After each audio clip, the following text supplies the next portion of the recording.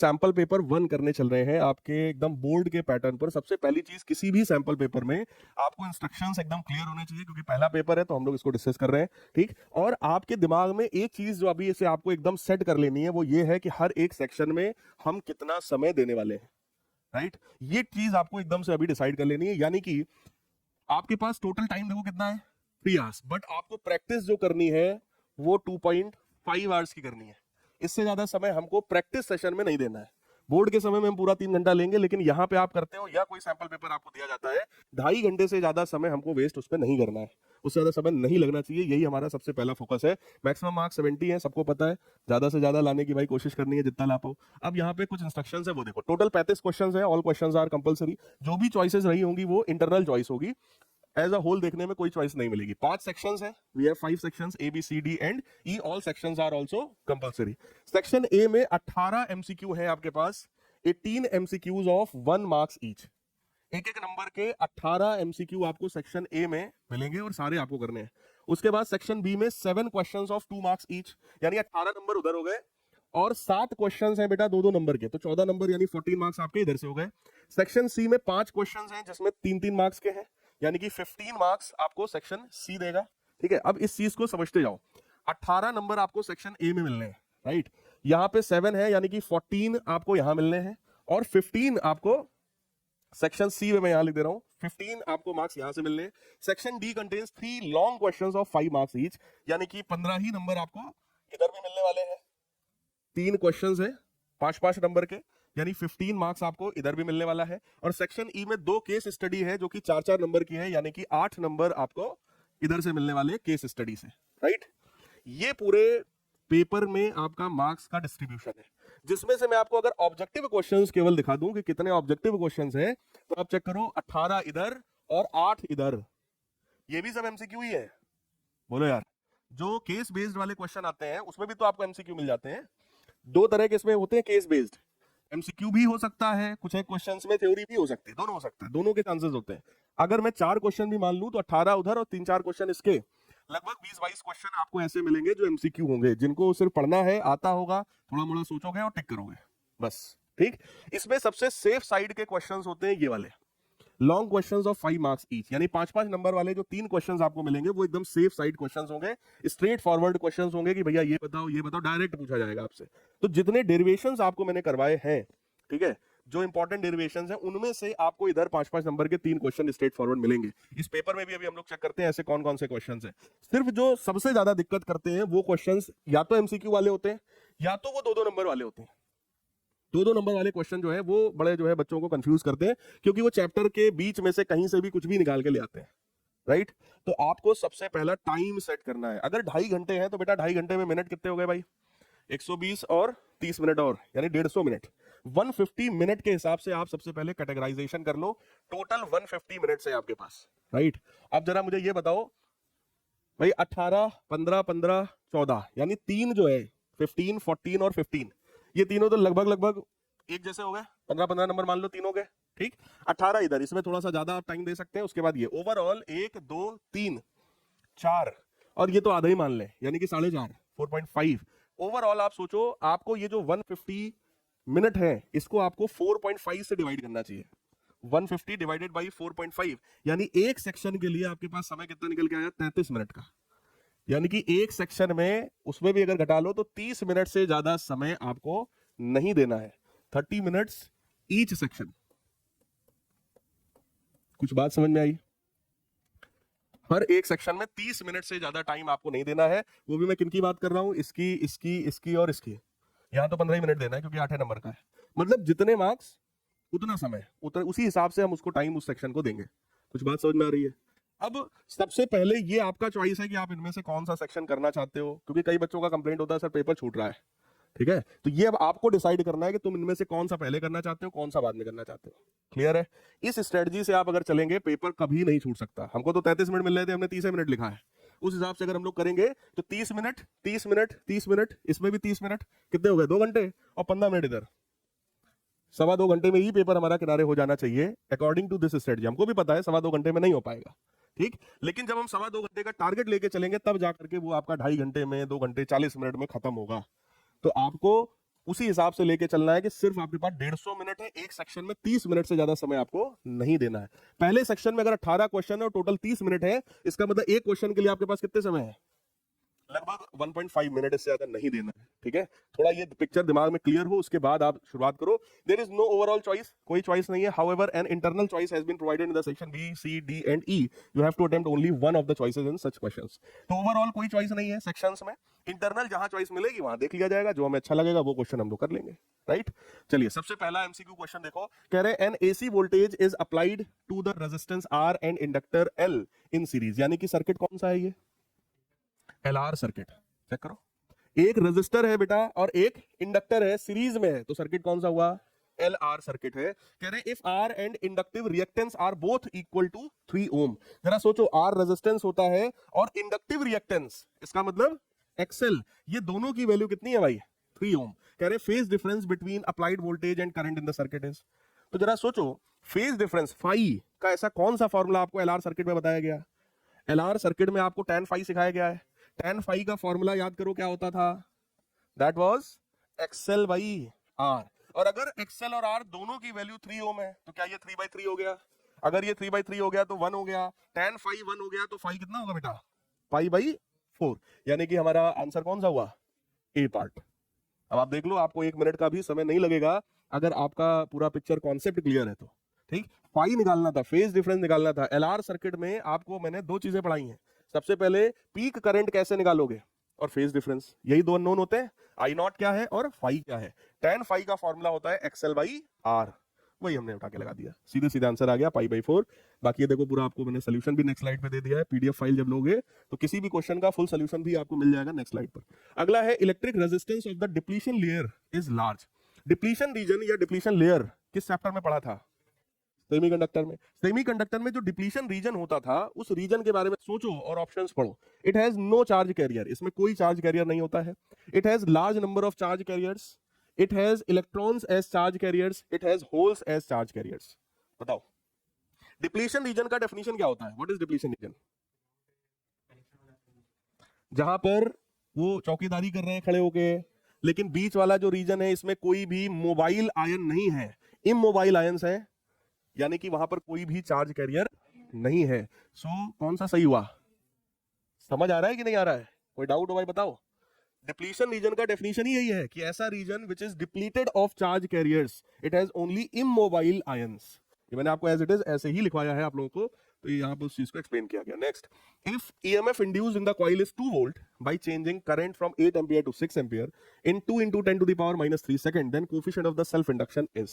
Self induction coefficient की बात कर रहे हैं, क्या क्या दिया है बेटा, ईएमएफ दिया है हमको, इंड्यूस्ड ईएमएफ 2 वोल्ट, करंट हमको दिया है 8 एम्पियर से हो गया 6 एम्पियर, यानी कि चेंज इन करंट दिया है। फिर हमको चेक कर लो टाइम दिया है कि भैया इतना समय लग गया। सोचो ऐसा कौन सा फॉर्मूला है जो ईएमएफ और इन चीजों को रिलेट करता हो। ईएमएफ की जो वैल्यू होती है E, that is equal to minus का L D I by D T. क्या ये याद आ रहा है, एल क्या होता है, coefficient of self inductance, right. यानी कि यहां पे अगर आप चेक करोगे तो यहां से काम बन सकता है, ये हो गया हमारा 2 वोल्ट माइनस एल हमें निकालना है। चेंज इन करंट बेटा कितना, 8 से 6, फाइनल माइनस इनिशियल करोगे 6 - 8 तो क्या -2 होगा, और टाइम कितना है भाई 2 × 10⁻³ चेक करो, 2 से 2 हो जाएगा कैंसिल, और एल की वैल्यू मुझे स्ट्रेट फॉरवर्ड दिख रही है 2 × 10⁻³ और यूनिट क्या होता है इसका, हेनरी। सो सेल्फ इंडक्टेंस का वैल्यू है 2 × 10⁻³ हेनरी। कोई डाउट इसमें हो, सही है, कर लेंगे। देखो भाई ये सॉल्व करके 2 × 10⁻³ हेनरी। नेक्स्ट, रिफ, हाँ लेंज लॉ माइनस, सही है, आगे बढ़े भाई। अब अगली चीज हमारे पास देखो क्या आ गया, वैसे भी ईएमएफ पूछ रहे थे, राइट। ईएमएफ 2 वोल्ट था और ईएमएफ एक स्केलर क्वांटिटी है, स्केलर क्वांटिटी का प्लस माइनस का कोई मतलब नहीं होता, सिर्फ डायरेक्शन होता है, राइट। और वैसे भी ईएमएफ स्केलर है तो उसमें तो डायरेक्शन भी नहीं है, वो जो माइनस लगता है वो माइनस किसका होता है, इंड्यूस्ड करंट की डायरेक्शन को शो करने की वो कोशिश करता है, बाकी एज सच इंड्यूस्ड ईएमएफ का अपना कोई डायरेक्शन नहीं होता, सही है। फिलहाल ray of light is incident at the glass water interface at an angle as shown below. तो भैया डायग्राम देखो, ये वाटर है, ये ग्लास है, ये वाटर है, ये एयर है, राइट। ये लाइट रे देखो आ रही है और ये एंगल ऑफ इंसिडेंस आई दिख रहा है सबको, इधर से फिर लाइट रे ऐसे आ जा रही है और फिर इधर से लाइट रे ऐसे जा रही है पैरेलल, राइट। ये 4/2 लिखा हुआ है, ये मिसप्रिंट है, इसको आप जो है 4/3 3 करो, वाटर का रिफ्रैक्टिव इंडेक्स 4/3 होता है, 4/2 का तो वैसे भी कोई लॉजिक नहीं है, होता तो फिर 2 लिखते सीधे सीधे, है ना। तो ये 4/3 है बेटा।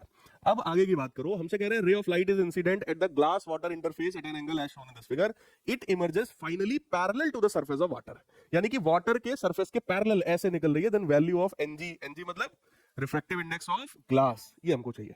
देखो यार अल्टीमेटली अगर यहाँ पे ध्यान से समझ रहे हो तो कुल मिला के देखो रिफ्रैक्शन ही तो हो रहा है। अगर रिफ्रैक्शन है तो क्या हम उसका स्नेल्स लॉ लगा सकते हैं? यहां वाले रिफ्रैक्शन के लिए जरा सोचो, अगर मैं लिखूं ये एंगल आई है, दिस एंगल इज आई, तो ये एंगल क्या होगा? आर। ये आर है तो क्या ये भी आर होगा? कौन सा एंगल है ये? ऑल्टरनेट। और ये कितना दिख रहा है? अब बस इसी के लिए लगा दो sine i by sine r, that is equal to refractive index of water, यानी कि 4/3 divided by refractive index of glass. क्या ये बात सही है? पक्का। अब यहां वाले इंटरफेस पे लगाओ सेम चीज, एंगल ऑफ इंसिडेंस अब कितना है? आर के बराबर। और इस इंटरफेस का एंगल ऑफ रिफ्रैक्शन कितना है? ये तो क्रिटिकल एंगल वाला केस हो गया।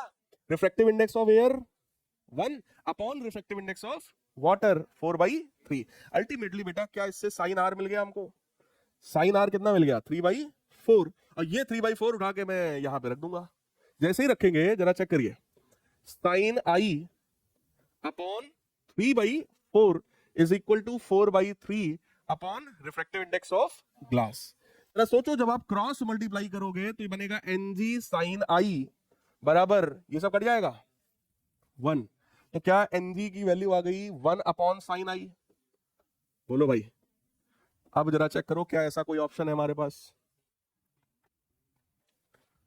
ये वाला है, दैट इज 1 अपॉन साइन आई। ये आई यहां लिखा हुआ है, ये यहां पर है, यहां नहीं है, राइट? कोई डाउट हो बताइए। 1 अपॉन साइन आई, यहां पे हम लोगों ने क्या लगाया? 2 बार स्नेल्स लॉ। स्नेल्स लॉ क्या होता है? Sine i by sine r is equal to N2 by N1। जिधर लाइट रे जा रही है डिवाइडेड बाई जिधर से जा रही है। लाइट रे बोलो ग्लास से वाटर जा रही थी, तो ऊपर किसका रखा? वाटर का। नीचे किसका रखा? ग्लास।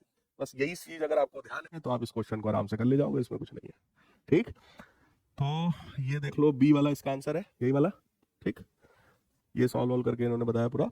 अगला देखो, a long magnet of pole strength QM is cut into 2 parts such that ratio of their length is 1:3। यानी कि एक मैग्नेट है ऐसा, और इस मैग्नेट को मैं 2 पार्ट्स में कट कर रहा हूं ऐसा। ये वाला लेंथ और ये वाले लेंथ का रेशियो कितना है? 1:3। यानी कि ये लेंथ अगर L है तो ये कितना होगा? 3L। सही है। और कह रहे हैं ratio of their pole strength will be, pole strength मतलब ये जो QM है, ये और इधर वाला जो रहा होगा, उस पे क्या फर्क पड़ेगा अगर ऐसे काटोगे तो? कोई फर्क पड़ेगा? कोई फर्क नहीं पड़ने वाला। सो आंसर इज 1:1। अगर सेम इसी को हम लोग ऐसे कट करते, ऐसे, क्या अब फर्क पड़ता है? अगर मैं इसको ऐसे कट कर देता तो बोलो, अब पड़ जाता। अगर हम ऐसे कट कर देते या इसको बीचों बीच से कट कर देते, इसको ऐसे कट कर देते, तो अब ऊपर वाले और नीचे वाले दोनों का पोल स्ट्रेंथ हो जाता QM/2, इसका भी और इसका भी। बात समझ में आ रही है? अगर इस लाइन को हम ऐसे रखे होते कि ऊपर मान लो ये 1/4 है और नीचे 3/4 है, तो यही हो जाता ऊपर QM/4 और नीचे हो जाता 3QM/। क्या ये बात समझ में आ रही है? मतलब जब आप इसको वर्टिकली कट करते हो तो पोल स्ट्रेंथ पर कोई फर्क, लेकिन हॉरिजॉन्टली अगर कट करोगे अलोंग एक्सिस तब फर्क पड़ जाएगा। क्लियर है? फिलहाल क्वेश्चन में ऐसा नहीं था, क्वेश्चन में तो हमने सिंपल बोला वर्टिकली हमने कट किया है क्योंकि लेंथ का रेशियो बता रहे हैं। अगर ऐसे कट करोगे तो एरिया का रेशियो होगा फिर, है ना? तो अल्टीमेटली आंसर इज 1:1। देखो क्या दिया है यहाँ, तो ए ऑप्शन दे रहे हैं 1:3 गलत है भाई। सैंपल पेपर्स में भी कुछ गलतियां देखने को मिल सकती हैं, बहुत सावधानी से करोगे तभी समझ पाओगे। तो ये एक इसमें आंसर गड़बड़ है, this is wrong, this D option is correct. अगला देखिए, कह रहे a given beam of alpha particle has distribution of impact parameter B so that beam is scattered in various directions as shown below। तो ये भाई alpha particle है, ठीक है? अल्फा पार्टिकल ले जा रहे हैं और वो अलग अलग डायरेक्शंस में इधर उधर मूव कर जा रहा है। अल्फा पार्टिकल से रिलेटेड, डिफ्रैक्शन से रिलेटेड कौन सा एक्सपेरिमेंट है? Rutherford's alpha particle scattering experiment. अब जरा चेक करो बेटा, कह रहे हैं बी बराबर मिनिमम अगर है तो एंगल थीटा 0 होगा। बी की वैल्यू मिनिमम होती है 0 एंगल पर, बी मैक्सिमम होता है पाई पर, बी मिनिमम होता है पाई पर, और बी मैक्सिमम होता है theta for all value of theta. तो ये तो एकदम ही बेकार है। अब बताओ भाई इसमें कौन सा ऑप्शन होना चाहिए? इंपैक्ट पैरामीटर याद है क्या होता है? क्या होता है इंपैक्ट पैरामीटर? हाँ, था क्या चीज वो? था क्या चीज?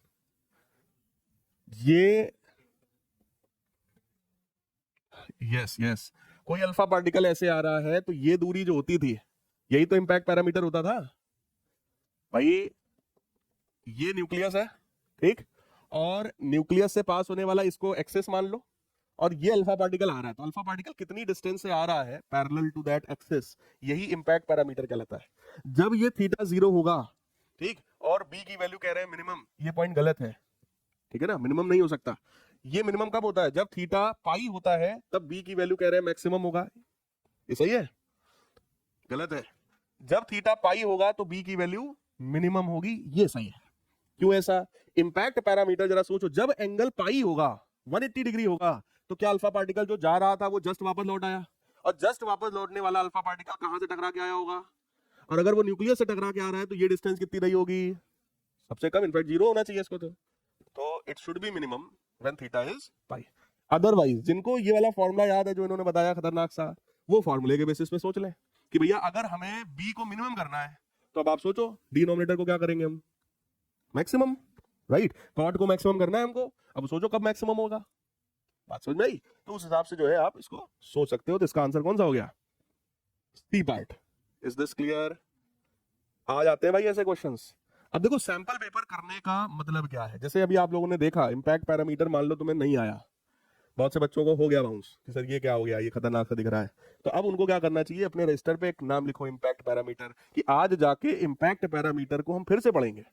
5-7 मिनट लगेगा पढ़ने में, 15 मिनट लगेगा ज्यादा ज्यादा पढ़ने में, वो एक पर्टिकुलर टॉपिक, उसका फॉर्मूला वो तो क्लियर हो जाएगा। तो दोबारा कभी अगले सैंपल पेपर में जब क्वेश्चन आएगा तो एटलीस्ट आप उसको कर पाएंगे। सैंपल पेपर करने का मतलब बेटा यही होता है। देखो अभी तो सॉल्व तुम्हारे सामने मैं कर रहा हूं, इसलिए कि तुम्हें थोड़ा फील आए, समझ में आए कैसे कैसे क्वेश्चन आते हैं। तुम्हारा काम ये है कि जो टॉपिक में तुम्हें लग रहा है दिक्कत है उसको लिखो जरा, और at the end of the sample paper हम लोग उस चीज को डिस्कस कर लेंगे कि भाई ये टॉपिक में दिक्कत है, या मैं पढ़ा दूंगा या आप पढ़ के आएंगे। आई बात समझ में? अगला देखो, thin film of oil is spread on the surface of water, यानी वाटर के ऊपर कोई ऑयल अगर डाल दिया जाए, beautiful colours exhibit in the light of the sun. क्यों होता है ऐसा? डिस्पर्जन की वजह से, पोलराइजेशन की वजह से, इंटरफेरेंस, डिफ्रैक्शन। इंटरफेरेंस, ये आपकी किताब में एक टॉपिक भी है, हालांकि आता नहीं एग्जाम में कभी। इंटरफेरेंस थ्रू थिन फिल्म, ये भी एक कॉन्सेप्ट है जो तुम्हारी एस एल अरोरा वाली बुक में दिया हुआ है। तो अगर केवल किताब भी पलटा हो तो ये चीज समझ में आ जाएगी कि ये इंटरफेरेंस का कॉन्सेप्ट है। वैसे भी डिस्पर्जन अलग चीज है ना? डिस्पर्जन मतलब लाइट के रास्ते में जब मॉलिक्यूल्स आ जाए तब वो डिस्पर्स होता है, स्कैटरिंग टाइप का चीज है। पोलराइजेशन सिलेबस में ही नहीं है तो हो नहीं सकता अभी फिलहाल। डिफ्रैक्शन ऑफ लाइट आपको पता है कि लाइट आ रही है, अपने रास्ते से डेविएट हो जाए तब होगा। यहाँ तो हमने वाटर के ऊपर कोई ऑयल डाला है, अब वो जो रंग बिरंगा कलर दिखाई पड़ रहा है, बढ़िया सा एक पैटर्न जो फॉर्म हो रहा है, तो पैटर्न टाइप की चीज या तो इंटरफेरेंस में फॉर्म होती है या तो डिफ्रैक्शन में फॉर्म होती है। तो अल्टीमेटली फिर बचा क्या हमारे पास? Interference. So that is correct. बात समझ में आई? नेक्स्ट देखिए, number the nuclear radius of certain nucleus is 7.2 FM. FM मतलब फर्मी, यानी 10 की power minus 15, and it has a charge of 1.28 into 10 की power minus 17 coulomb. The number of the neutrons inside the nucleus is, कितने neutrons हैं? जरा देखो हमें दिया क्या क्या गया है। पहले बेटा हमको रेडियस पता है, रेडियस का कोई फॉर्मूला होता है क्या? आर नॉट ए की पावर, किस चैप्टर में पढ़ा है भाई? न्यूक्लियाई में। R is equal to R naught. R naught क्या होता है यहाँ पर? 7.2, तो बोलो रेडियस गिवन है। आर नॉट की वैल्यू क्या होती है? 1.2 फर्मी मीटर, 1.2 एफएम, याद आ रहा है? Into A to the power 1/3, right? इसको काटेंगे तो 6 आएगा। ए की पावर 1/3 की वैल्यू बोलो 6 आ रही है, तो ए की वैल्यू 6 क्यूब। 6 क्यूब कितना होता है? 216। 6 का क्यूब कितना होता है भाई? 216। ये तो ए आया, लेकिन हमसे ये नहीं पूछा गया। एक चीज और गिवन है, चार्ज, यानी हमको इसके ऊपर चार्ज पता है। चार्ज कितना है भाई? 1.28 इंटू 10 की पावर माइनस 17 कूलम। क्या चार्ज क्यू जो होता है वो एन के बराबर होता है? क्यू बराबर एन ई, तो वहां से हम लोग एन निकाल सकते हैं। एन का मतलब बेटा क्या होता है? Number of electrons. So 1.28 into 10 की power minus 17 divided by 1.6 into 10 की पावर माइनस 19। बोलो यार, इसको आप डिवाइड करोगे तो ये सॉल्व होकर के आएगा 80। कितना आएगा? 80। डिवाइड आप करेंगे तो सॉल्व होकर आएगा 80। अब ये जो n है, क्या ये नंबर ऑफ इलेक्ट्रॉन्स है? जितने नंबर ऑफ इलेक्ट्रॉन्स होते हैं क्या उतने ही नंबर ऑफ प्रोटॉन्स होते हैं? क्या वही एटॉमिक नंबर होता है? बोलो यार, क्या वही z है? इसका मतलब हमको क्या मिल गया? z मिल गया। निकालना क्या है? Number of neutrons. क्या number of neutrons a minus Z होते हैं? a की वैल्यू 216, z की वैल्यू 80, 216 माइनस, ये हमारा आंसर है। कितना आएगा ये? 136। क्या ये बात समझ में आई? यानी कि ये थोड़ा सा ठीक ठाक क्वेश्चन निकला। क्या रेडियस अगर गिवन है तो उसके बेसिस पे क्या हम लोग मास नंबर निकाल सकते हैं? बोलो यार, फॉर्मूला कौन सा है? R is equal to R naught a to the power 1/3। अगर ये फॉर्मूला नहीं आता है तो लिखो रेडियस ऑफ न्यूक्लियाई, उसको पढ़ना है आपको, राइट? और ये देखो डायरेक्ट फॉर्मूला बेटा, अगर फॉर्मूला हमें आता है तो हम इसको लगा के a निकाल लेंगे। Q बराबर NE होता है, ये तो आई थिंक सबको रटा होगा क्योंकि चैप्टर 1 में आपने पढ़ा है क्वांटाइजेशन ऑफ चार्ज। वहां से हमने नंबर ऑफ इलेक्ट्रॉन्स निकाल लिया, जितने इलेक्ट्रॉन्स होंगे उतने ही प्रोटॉन्स होंगे और उतना ही Z होगा एटॉमिक नंबर। तो बेटा Z आ गया, ठीक, A आ गया मास नंबर और Z आ गया एटॉमिक नंबर, और इन्हीं दोनों का डिफरेंस होता है number of neutrons, that is A माइनस Z। तो बस 216 में 80 घटा दो, 136 हमारा आंसर आ गया। सही है? So this is A option, और ये सॉल्व करके दिखाया गया आपको 136। नेक्स्ट देखो, in n type semiconductor electrons are majority charge carriers but it does not show any negative charge. कह रहे हैं एन टाइप सेमीकंडक्टर में मेजॉरिटी में इलेक्ट्रॉन्स होते हैं, सबको पता है, फिर भी वो चार्ज शो नहीं करता। अगर मेजॉरिटी इलेक्ट्रॉन्स है तो it should be negative, but वो चार्ज शो नहीं करता। क्यों ऐसा भाई? इलेक्ट्रॉन्स स्टेशनरी होते हैं, इलेक्ट्रॉन न्यूट्रलाइज विद होल्स हो जाते हैं, mobility of electrons is extremely small होती है, या एटम इज इलेक्ट्रिकली न्यूट्रल होता है। सी होना चाहिए। क्या डी गलत है? कोई भी एटम इलेक्ट्रिकली न्यूट्रल होता है कि नहीं होता है? किसने बताया था ये? ये तो थॉमसन ने भी बताया था, ये तो रदरफोर्ड ने भी बताया था। बोलो यार, और रदरफोर्ड का सब कॉपी पेस्ट बोर ने कर ही लिया था, जो थोड़ी मोड़ी कमी थी उसको उन्होंने सुधार दिया था। तो ये तो थॉमसन ने भी अपने मॉडल में बोला भैया atom as a hole is electrically neutral. इसका मतलब डी ऑप्शन हमारा करेक्ट है। अब सी पे आओगे, सर सी क्यों नहीं है? Mobility of a electron is extremely small. Mobility मतलब is the flow of electrons, ये इलेक्ट्रॉन कितना इजीली फ्लो कर रहे हैं। कह रहे हैं ये चीज इलेक्ट्रॉन की कम होती, क्या इलेक्ट्रॉन धीमे धीमे फ्लो करता है? बताओ। जितना टेलीकम्युनिकेशन वाला काम होता था इसके पहले, जो घर में लैंडलाइन आता था, वो सब में वायर के थ्रू काम होता था, सब में इलेक्ट्रॉन तो फ्लो करा रहे थे हम। तो क्या वो स्लो मूव करता है इलेक्ट्रॉन्स? नहीं, अच्छी खासी स्पीड होती है भाई इलेक्ट्रॉन्स की। बोलो भाई, तो इलेक्ट्रॉन्स की मोबिलिटी स्लो नहीं होती है, राइट? फिलहाल इलेक्ट्रॉन्स न्यूट्रलाइज विद होल्स, ये नहीं हो सकता, क्योंकि अगर ये न्यूट्रलाइज हो गया तो तब तो ये न्यूट्रल एटम्स बन जाएंगे, तब तो फिर मेजॉरिटी में कहां इलेक्ट्रॉन रह गए? फिर ये हो ही नहीं सकता। और ये तो एकदम ही रबिश है कि इलेक्ट्रॉन स्टेशनरी है, तो हो नहीं सकता, राइट? इसका मतलब करेक्ट आंसर कौन सा है? क्योंकि ये थॉमसन के मॉडल में, रदरफोर्ड के मॉडल में ये स्ट्रेट फॉरवर्ड लाइन है कि उन्होंने कहा कि एटम इज इलेक्ट्रिकली न्यूट्रल। इन्होंने कहा सर कैसे हो सकता है? बेटा न्यूक्लियस में जितना पॉजिटिव चार्ज उसके बाहर उतना ही नेगेटिव चार्ज, नेट जीरो हो गया, न्यूट्रल हो गया। आई बात समझ में? तो इसका आंसर हो गया हमारा डी वाला। नेक्स्ट क्वेश्चन देखो, कह रहे the figure shows a plot of photo current versus anode potential for a photo sensitive surface of 3 different radiations which one of the following is a correct statement. फिलहाल graph देखो, दो चीजों के बीच का ग्राफ है, एक है एनोड पोटेंशियल और वाई एक्सिस पर क्या है? Photo current. और ये ग्राफ कुछ इस तरीके का ग्राफ दिख रहा है। हालांकि जब आपको पढ़ाया गया था तो ये ग्राफ थोड़ा सा अलग हम लोगों ने पढ़ा था, that was something like this, याद करो। लेकिन ठीक है, अब हमें क्वेश्चन में ऐसा ही दिया तो हम क्या करें? जो दिया सो दिया है, क्वेश्चन में ऐसा दिया भैया ऐसा, ठीक है ना? मतलब ये सब उन्होंने उड़ा के ऐसा कर दिया, ठीक है, जो दिया है ठीक है भाई, वही मान के हम करेंगे। अब पढ़ो आगे जरा क्वेश्चन। 3 ग्राफ दिख रहा है बेटा, ए बी सी 3, पढ़ो जरा। Curve A and B represent incident radiations of different frequencies. A और बी का कह रहे हैं जो फ्रीक्वेंसी है वो अलग अलग है, जरा चेक करो। ए ये वाला है और बी ये वाला है, बीच वाला, क्या दोनों की ये फ्रीक्वेंसी अलग अलग है? बोलो यार, समझ में आ रहा है? नहीं आ रहा? इस ग्राफ में यहां पर बेटा क्या शो होता है? क्या ये स्टॉपिंग पोटेंशियल है? स्टॉपिंग पोटेंशियल है। स्टॉपिंग पोटेंशियल का लेना देना किससे होता है? मैक्सिमम काइनेटिक एनर्जी से होता है। यहां पे हमसे कह रहे हैं भैया डिफरेंट फ्रीक्वेंसी है। इस ग्राफ में डिफरेंट फ्रीक्वेंसी आप किसके किसके लिए कह सकते हो? ए और सी के लिए। बोलो यार, जब डिफरेंट फ्रीक्वेंसीज होती हैं तो निकलने वाले इलेक्ट्रॉन्स की काइनेटिक एनर्जी अलग अलग होती है, तो उनको रोकने के लिए स्टॉपिंग पोटेंशियल भी और ज्यादा निगेटिव होगा। बोलो यार, तो अलग जो है वो ए और सी का हो सकता है, लेकिन ए और बी का नहीं हो सकता। तो ए और बी में क्या अलग है? इंटेंसिटी, क्योंकि सैचुरेशन करंट देखो बढ़ रहा है।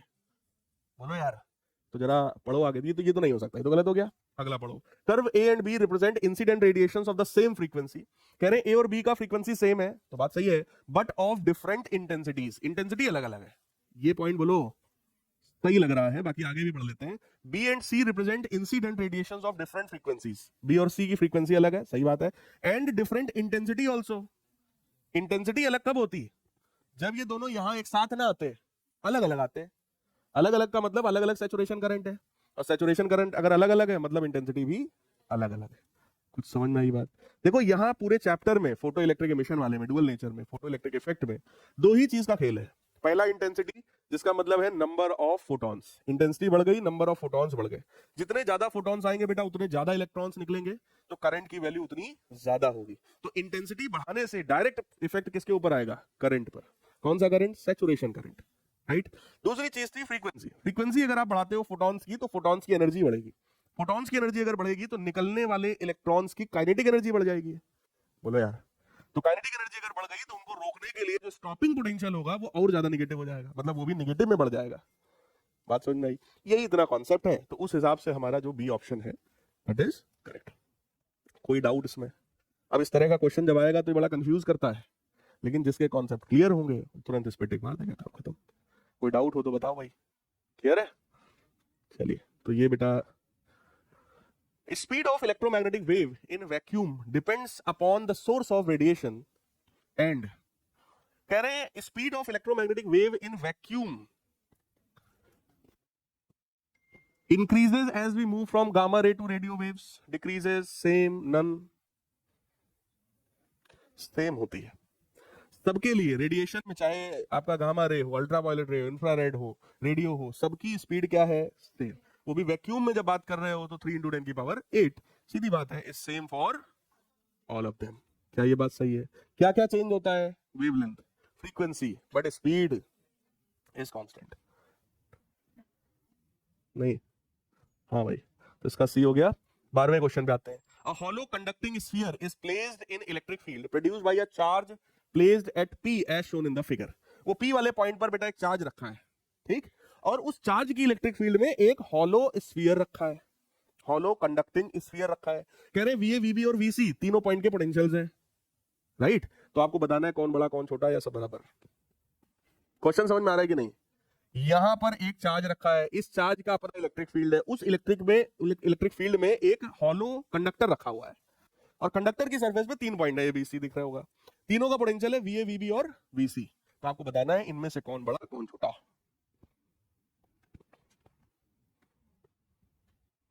मतलब चार्ज के पास जो पॉइंट है, बताओ बताओ, चार्ज के पास जो पॉइंट है उस पर पोटेंशियल ज्यादा, चार्ज से जो पॉइंट दूर है उस पर पोटेंशियल, इसका मतलब सबसे ज्यादा पोटेंशियल किस पर हुआ? फिर गधे हो सब, इक्वी पोटेंशियल है। किसी भी हॉलो कंडक्टिंग स्फीयर की जब बात करते हैं, बोलो किसी भी कंडक्टिंग स्फीयर के अंदर इलेक्ट्रिक फील्ड कितनी, पोटेंशियल कितना? कांस्टेंट। पूरे सरफेस पे पोटेंशियल कितना? कांस्टेंट। तो VA, VB और VC तीनों। क्या ये बात समझ में आ रही है? ये कॉन्सेप्ट बहुत सारे बच्चे लगाते हैं, वो गलत करके आते हैं। आई बात समझ में? वो गलत है। VA, VB और VC तीनों आपस में बराबर है, क्योंकि ये एक कंडक्टिंग स्फीयर है, राइट। नॉन कंडक्टिंग होता तो ये बात चल जाती, लेकिन अभी ये कैसा है? कंडक्टिंग। कंडक्टिंग के अंदर इलेक्ट्रिक फील्ड 0 और पोटेंशियल कांस्टेंट। तो जब कांस्टेंट ही है तो सरफेस पे भी वही है, VA, VB, VC सब बराबर हो गया। So it should be D part. Next देखो, straight wire carrying a current is bent into a semi-circular loop of radius 1 centimeter as shown in the figure. The magnetic field at the center of the arc is this. The value of the current is this. बताओ भैया, तो करवाया था अभी revision में, बताओ। बोलो इस वाले पार्ट की वजह से यहां पे मैग्नेटिक फील्ड कितनी? 0। क्यों? क्योंकि इससे पास होगा। ये वाले की वजह से भी यहां पे मैग्नेटिक फील्ड कितनी? 0, क्योंकि ये भी पास होगा। इस सेमी सर्किल की वजह से ही मैग्नेटिक फील्ड आने वाली है। किधर की तरफ आएगी? क्या वो मैग्नेटिक फील्ड इनवर्ट्स आ रही है? बोलो यार।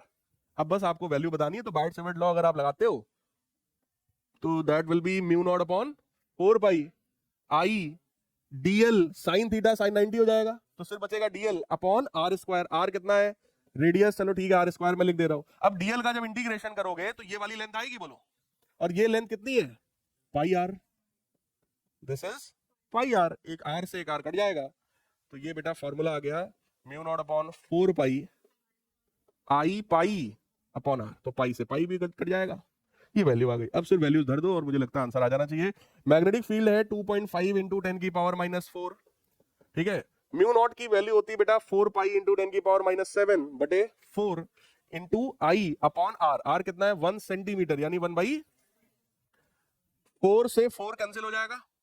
करंट आई की वैल्यू जरा चेक करिए, 2.5 इंटू 10 की पावर -4 डिवाइडेड बाई, ये 100 ऊपर आएगा, बोलो 10 की पावर -5 बनेगा, तो ये डिवाइड हो जाएगा पाई इंटू 10 की पावर -5। ये ऊपर आएगा तो क्या 10 बनेगा? 10 इंटू 2.5 यानी 25, 25 बटे पाई, 25 बटे पाई। ऐसे कौन सी वैल्यू आ रही है?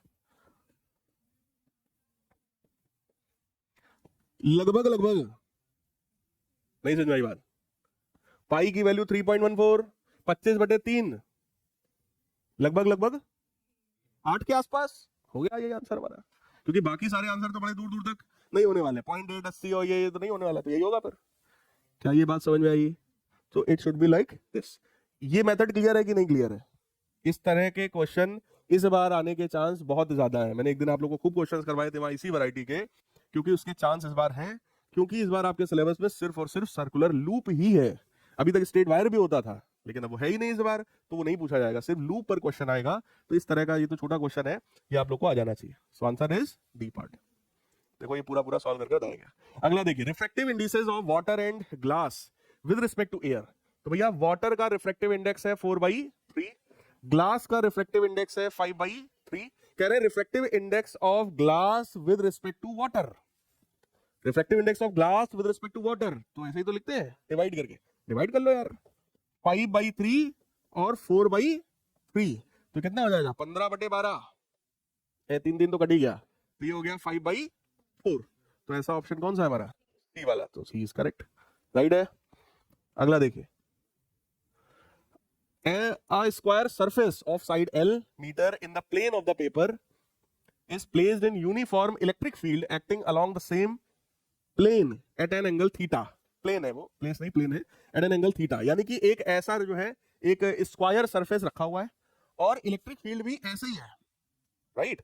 अब हमसे कह रहे हैं कि with horizontal side of the square as shown electric flux linked to the surfaces। Electric flux कितना होगा? डायग्राम पहले बताओ समझ में आया कि नहीं आया? इलेक्ट्रिक फील्ड कैसी है? ये ठीक थीटा एंगल पे, और स्क्वायर ये रखा हुआ है। आपको बताना है इलेक्ट्रिक फ्लक्स। इलेक्ट्रिक फ्लक्स का फॉर्मूला बोलो। इलेक्ट्रिक फ्लक्स का फॉर्मूला क्या? E dot D A. तो क्या ये E D A cos theta हो जाएगा? थीटा कितना है? कहां लिखा 45? तो पूरे क्वेश्चन 45 नहीं दिखा। अच्छा ओके, एक चीज बताओ, चलो लॉजिक तो अच्छा लगा आपने 45, लेकिन एक चीज बताओ मेरे को, यहाँ पे फॉर्मूले में जो थीटा होता है वो किसके किसके बीच का एंगल होता है? इलेक्ट्रिक फील्ड और एरिया। क्या इलेक्ट्रिक फील्ड ऐसा है? एरिया किधर है? अगर ऐसे रखा हुआ है भैया तो एरिया तो ऐसा है। इस एरिया और इस इलेक्ट्रिक फील्ड के बीच का एंगल बोलो, इन दोनों के बीच का 90। बोलो यार, cos 90 रखेंगे तो वैल्यू। क्या ये बात समझ में आई? इसका भी आंसर गलत दिया है, देखो। इसलिए मैंने बोला सैंपल पेपर बहुत दिमाग खोल के पढ़िएगा या करिएगा, गलतियां बहुत होती हैं। ये तो अरिहंत का पेपर है, तब ये हाल है। अरिहंत तो पुराना पब्लिकेशन है, उसमें ये हाल है। तो बाकी में सोच लो ये ओसवाल और एडुकार्ड जो आ रहे हैं आजकल, उसका क्या होगा। इसलिए बहुत सावधानी से क्वेश्चन पेपर और सोल्यूशन को जरा पढ़ना। वो आया कि नहीं आया समझ में? एंगल 90 था बेटा, बहुत क्लियर होना चाहिए। अगर लिखा है ई ए कॉस थीटा तो इट मस्ट बी क्लियर कि थीटा कौन सा एंगल है। That is the angle between electric field and area. कोई भी प्लेन सरफेस है, area is always perpendicular to the surface, right. तो इलेक्ट्रिक फील्ड ऐसी थी और एरिया ऐसा था, तो एंगल तो 90 हुआ ना, cos 90 0 हो गया, खत्म। चलो भाई, ये असर्शन रीजन आ गया। इस तरह के भी 3-4 क्वेश्चन आपको मिलेंगे। असर्शन देखो, thermonuclear fusion reaction is not possible on earth naturally, कि हमारे अर्थ पर फ्यूजन की रिएक्शन नेचुरली पॉसिबल नहीं है। अब बताओ पहले ये स्टेटमेंट सही है कि नहीं सही है?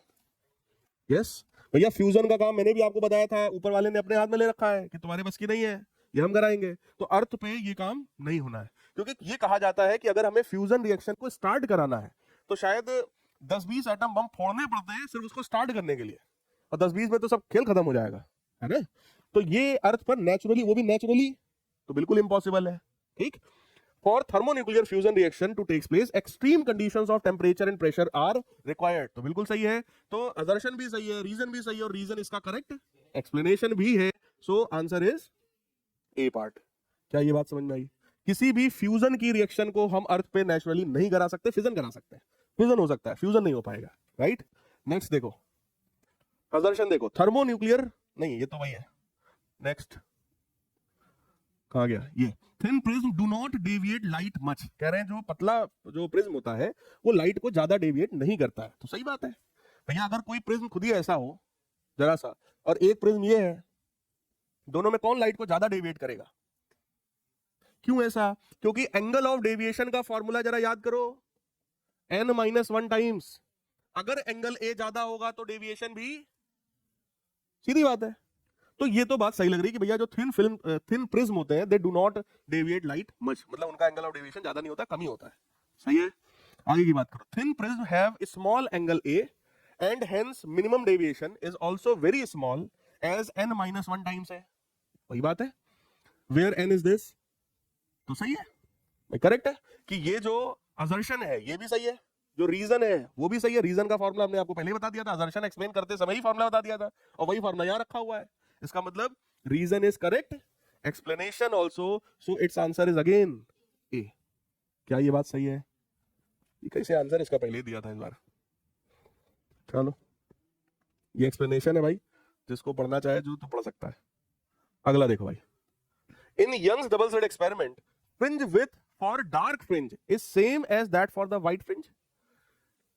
YDSC में यानी इंटरफेरेंस में क्या डार्क फ्रिंज और ब्राइट फ्रिंज का जो थिकनेस है क्या वो सेम होता है?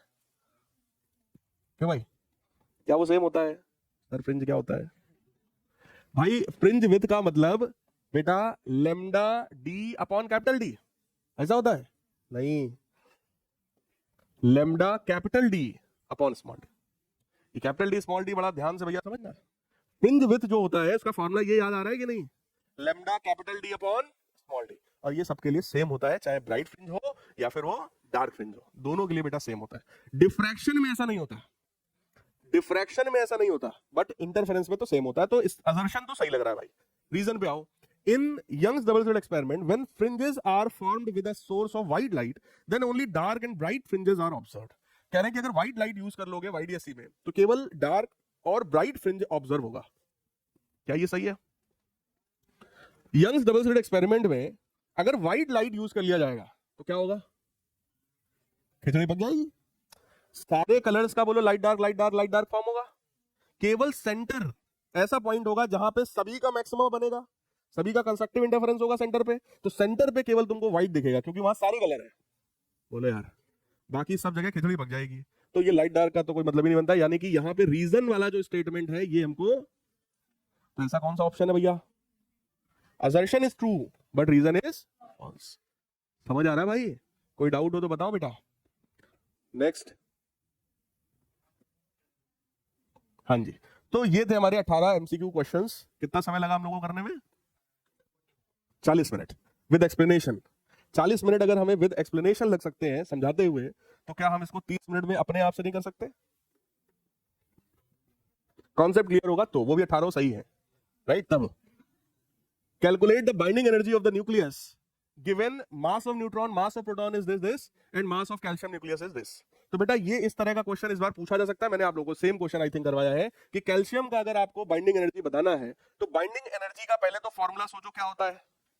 बाइंडिंग एनर्जी का मतलब जरा ध्यान से सोचो, न्यूक्लियस के अंदर जितना भी मटेरियल है क्या क्या है? प्रोटॉन और न्यूट्रॉन। कितने प्रोटॉन्स होते हैं? Z times. कितने न्यूट्रॉन्स होते हैं? A माइनस Z टाइम्स। इन सबका मास जोड़ लो minus mass of nucleus into C square. क्या यही बाइंडिंग एनर्जी होती है? अब जरा चेक करो, कैल्शियम में कितने प्रोटॉन्स हैं? तो क्या ये 20 इंटू मास ऑफ प्रोटॉन कितना है भाई? ये 1.007825 यू मतलब AMU, atomic mass unit, plus A minus Z कितना है बेटा? That is also 40 minus 20 into mass of neutron. Neutron का मास कितना है भाई? 8665 minus mass of nucleus. Nucleus का मास बोलो कितना है? इतनी बात समझ में आई कि नहीं आई? मैंने आप लोग को बताया था कि अगर ये AMU में लेके चल रहे हैं तो C स्क्वायर की बजाय क्या से मल्टीप्लाई कर दे? 931 मिलियन इलेक्ट्रॉन वोल्ट। कुछ किताबों में 931.5 भी मिल सकता है आपको, मिलियन इलेक्ट्रॉन वोल्ट। तो हमारा आंसर बोलो आ जाएगा। इसको तो अब केवल मल्टीप्लाई करना है, सॉल्व करना है और वो मल्टीप्लाई करना है, राइट? तो आंसर आपका सॉल्व होके किसमें आ जाएगा? Million electron volt.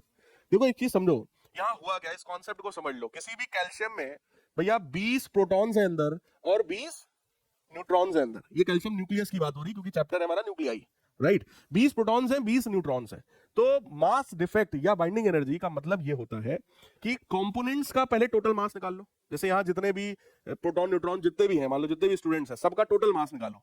पता चला कि आया सर 2000 किलो, राइट? सबका मास निकाल लिया हमने, 2000 kg आ गया फॉर एग्जाम्पल। और पूरे कमरे को जब तराजू से तौला जाए तो पता चला मास आया 1800 किलो। ये ऐसी वाली बात होती है कि पूरे सारे जो कंस्टिट्यूएंट्स हैं उनका मास है 2000 किलो और पूरे न्यूक्लियस का जब मास नापा गया तो 1800 किलो, मतलब 200 किलो गायब है कहीं पे। वही 200 किलो कन्वर्ट हो जाता है एनर्जी में। यही है आइंस्टाइन का फॉर्मूला E बराबर mc स्क्वायर, कि ये जो 200 किलो मास यहाँ पे गायब दिखाई पड़ रहा है, इसका मतलब जब प्रोटॉन और न्यूट्रॉन को बांध कर कंबाइन करके न्यूक्लियस बनाया जाता होगा तो कुछ मास वहां से लीक हो जाता होगा, भाग लेता होगा निकल के, राइट? उसी मास को कन्वर्ट कर दिया गया एनर्जी में और वही है E बराबर mc स्क्वायर, वही है बाइंडिंग एनर्जी। बात समझ में आई? जितनी ज्यादा बाइंडिंग एनर्जी होती है न्यूक्लियस उतना ज्यादा स्टेबल होता है। तो क्या हम बाइंडिंग एनर्जी अब निकाल पाएंगे? बोलो भाई। अगला देखो, सेम टाइप का क्वेश्चन अभी अगले सैंपल पेपर में फिर मिलेगा। तो आज अगर नहीं आ रहा कोई बात नहीं, लेकिन अगली बार जब सेम यही क्वेश्चन फिर से मिले तो कम से कम उस समय आपको आना चाहिए कि हाँ सर कुछ कुछ तो ऐसा बताया था आपने। कुछ बात समझ में आई? 2 पेपर 3 पेपर में कुछ कुछ होगा और चौथे 5वें पेपर में एग्जैक्ट होगा, हाँ सर यही था, यही बताया था। बोलो यार। अगला देखो, using Bohr's model calculate speed of the electron in hydrogen atom in n is equal to 1 and n is equal to 2 level। क्या बोहर साहब के मॉडल में स्पीड ऑफ इलेक्ट्रॉन के बारे में कुछ पढ़ाया गया आप लोगों को? क्या होती है स्पीड ऑफ इलेक्ट्रॉन?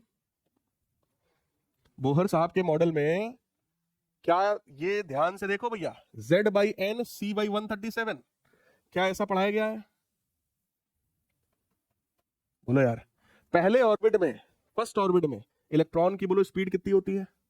हाइड्रोजन के पहले ऑर्बिट में इलेक्ट्रॉन की स्पीड कितनी होती है? C/137। तुम लोग को तो अभी शायद 3-4 क्लास पहले पढ़ाया था, 3-4 दिन पहले ही पढ़ाया था अभी तो। C/137 बोलो यार। और अगर सेकंड ऑर्बिट में पूछे तो C/137 इंटू 2, नीचे 2 और हो जाएगा। थर्ड में पूछेंगे नीचे 3 और हो जाएगा। Z तो 1 ही है क्योंकि हाइड्रोजन की बात हो रही है। अब तुमसे क्या बोल रहे हैं, 1 और 2 में बता दो। तो भैया हाइड्रोजन की बात हो रही है मतलब Z बराबर 1 और n बराबर 1 रखोगे तो कितना आएगा? C/137 और इसमें देखोगे तो C/2 इंटू हो गया। कैलकुलेट स्पीड पूछ रहे थे, बस C की वैल्यू उठा के और रख दो, 3 × 10⁸ कर पाएंगे? 3 × 10⁸ अपॉन 137 और दूसरे केस में अपॉन वो, राइट? अब देखो सेम चीज को आप एग्जाम में जब लिखते हो तो कैसे लिखना है। देखो पहले तो आप कंबाइंड मास निकालोगे तो आप यहाँ लिखो, या तो अलग अलग लिखो जैसे मैंने लिखा था कि भाई total mass of protons, total mass of neutrons, फिर उनका combined mass, mass of nucleus, उसको घटाएंगे और फिर 931 का मल्टीप्लाई करेंगे, राइट? तो जरा चेक करो, 20 mass of proton, 20 mass of neutrons, ये हो गया टोटल मास ऑफ कंस्टिट्यूएंट्स। इसके बाद देखो क्या किया गया, इसके बाद मास डिफेक्ट निकाला गया। मास डिफेक्ट क्या होता है? कंस्टिट्यूएंट्स का मास माइनस न्यूक्लियस का मास। तो पता चला इतना मास गायब था, यही मास एनर्जी में कन्वर्ट हुआ, वही बाइंडिंग एनर्जी है। ठीक, कैसे निकालते हैं? 931 का मल्टीप्लाई करके, बस 931 मल्टीप्लाई कर दो, ये हमारा आंसर आ गया 341.873441 मिलियन इलेक्ट्रॉन वोल्ट। डेसिमल के बाद 2-3 प्लेसेस तक, 4 प्लेसेस तक निकाल लेना, काम चलेगा। क्लियर है? और ये सेकंड पार्ट है। सेकंड पार्ट में भी आपको ये मैंने बता दिया फॉर्मूला क्या था, राइट? C/137 जो हमने यहां लिखा था, C/137, उसको अगर आप सॉल्व करोगे ना तो वो यही आएगा। ये कहां सॉल्व किया इन्होंने, ये इसको आप लोग जरा क्रॉस चेक करके देख लो। C/137 3 × 10⁻8/137, अगर इसको हम लोग सॉल्व करेंगे तो चेक करो ये वही आएगा सॉल्व करके 3/137, तो कितना आया देखो 0.0218, और देखो दिख रहा है 2.18, बाकी 10 की पावर इधर उधर कर लिया होगा। कर पाएंगे? आपको सिर्फ सी की वैल्यू रखनी थी बस, इतना करने की जरूरत आपको बोर्ड एग्जाम में नहीं है। आप डायरेक्ट वहां पे बोल सकते हैं कि as we know speed of the electron in any orbit is z/n times C/137, बस उसको रख दो, काम बन जाएगा। कुछ समझ आया? ठीक, इस पर न्यूमेरिकल बेटा आने के चांसेस हैं। अगला क्वेश्चन देखो भैया, अगला क्वेश्चन, चलो यहीं तो रखते हैं, कितना बज गया, चलो यहीं तो रखते हैं, कोई बात नहीं। एक लोग बंद करो बेटा।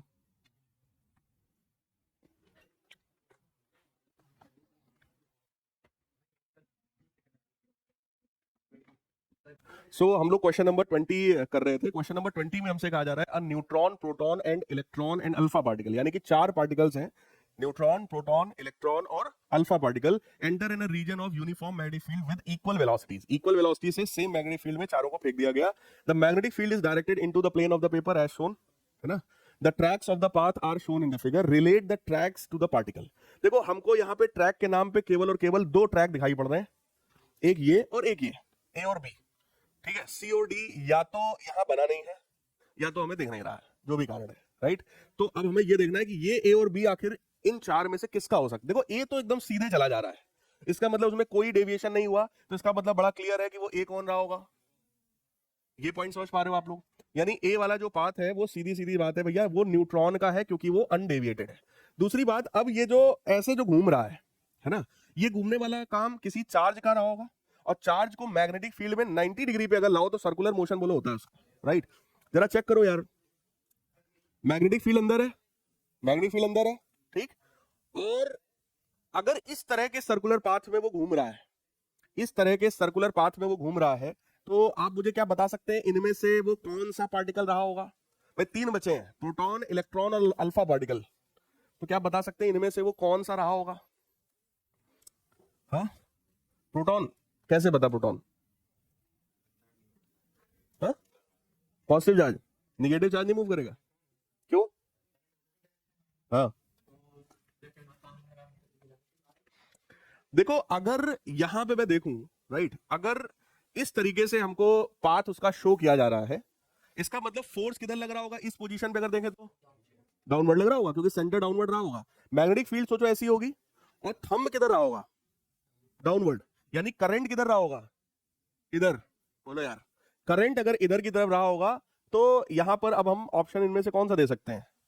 करंट लेफ्ट साइड में होने का मतलब सीधा सीधा ये हो गया, करंट अगर लेफ्ट साइड में है इसका मतलब कोई भी पॉजिटिव चार्ज लेफ्ट में हो सकता है। पॉजिटिव चार्ज हमारे यहां पे 2 है भैया, प्रोटॉन भी है और अल्फा पार्टिकल भी है, राइट। और हमारे पास एक निगेटिव भी है, हालांकि करंट इधर होगा तो वो निगेटिव चार्ज बोलो इधर होना चाहिए, मतलब इलेक्ट्रॉन की मैं बात करूंगा तो वो इधर जाना चाहिए, और प्रोटॉन और अल्फा इधर आने चाहिए, राइट। तो ये जो बना हुआ है ये किसके लिए हो सकता है? It is for electron as well as proton. बोलो यार, अगर हम लोग ऐसे चेक करेंगे तो करंट का डायरेक्शन हमको किधर दिख रहा है? लेफ्ट में, राइट। लेफ्ट में अगर करंट का डायरेक्शन हमें दिख रहा है, फिलहाल लूप में कैसा दिखा रहा है? चार्ज क्लॉकवाइज घूम रहा है, इसका मतलब ये कौन सा है? बताओ। अरे इसके हिसाब से ये सही लगा रहा हूं कि नहीं, पहले बताओगे। इसके हिसाब से करंट किधर आना चाहिए? करंट इधर आना चाहिए, और चार्ज अगर ऐसा जा रहा है तो कौन सा चार्ज है? Electron, right. यानी कि ये कौन सा है? तो पहला वाला है न्यूट्रॉन, और दूसरा जो पाथ है वो किसका है? इलेक्ट्रॉन का। एक चीज और समझो, अगर मैं इसको प्रोटॉन का बोल दूं या अल्फा पार्टिकल का बोल दूं तो ये हमारी एक बहुत बड़ी गलती हो जाएगी। क्यों गलती हो जाएगी? प्रोटॉन और अल्फा पार्टिकल बोलो दोनों पॉजिटिव चार्ज है, दोनों अगर इसमें घुसेंगे तो सर्कुलर पाथ तो दोनों का होगा। तो ऐसा कैसे हो सकता है कि हम किसी एक का नाम बोल दें? या तो ये प्रोटॉन अल्फा दोनों का हो, और प्रोटॉन और अल्फा दोनों का सेम पाथ बोलो हो नहीं सकता, क्योंकि दोनों का चार्ज, दोनों का मास अलग अलग है, तो सेम रेडियस का पाथ नहीं हो सकता। इसका मतलब फिर बचा कौन? Electron. So this should be of electron. कुछ समझ में आई बात? देखो कुछ लिखा है, for negatively charge particle that is electron, right? हाँ, अब इसमें नहीं दिया, दिया ही नहीं तो हम क्या इसमें पहचाने? दिया होता तो हम उसकी बात करते आपसे। Define magnifying power of a telescope, also right its expression. अब ये एक स्ट्रेट फॉरवर्ड थ्योरेटिकल क्वेश्चन आ गया और ये सेक्शन बी का है, इसका मतलब ये 2 नंबर का है, तो इसका मतलब ये एक इंपॉर्टेंट हो गया। अगर आपको आता है तो अच्छी बात है, नहीं आता है तो आपको अब ये होमवर्क है कि आपको ये आना चाहिए, क्योंकि एक स्ट्रेट फॉरवर्ड क्वेश्चन है। मैग्नीफाइंग पावर का मतलब बेटा सीधा सीधा है किसी भी ऑप्टिकल इंस्ट्रूमेंट में, that is beta upon alpha. So it is defined as the ratio of the angle subtended by image at the eye to the angle subtended by the object at the eye, right? Image का angle बटे object का जो angle होता है beta upon alpha, यही magnifying power कहलाता है।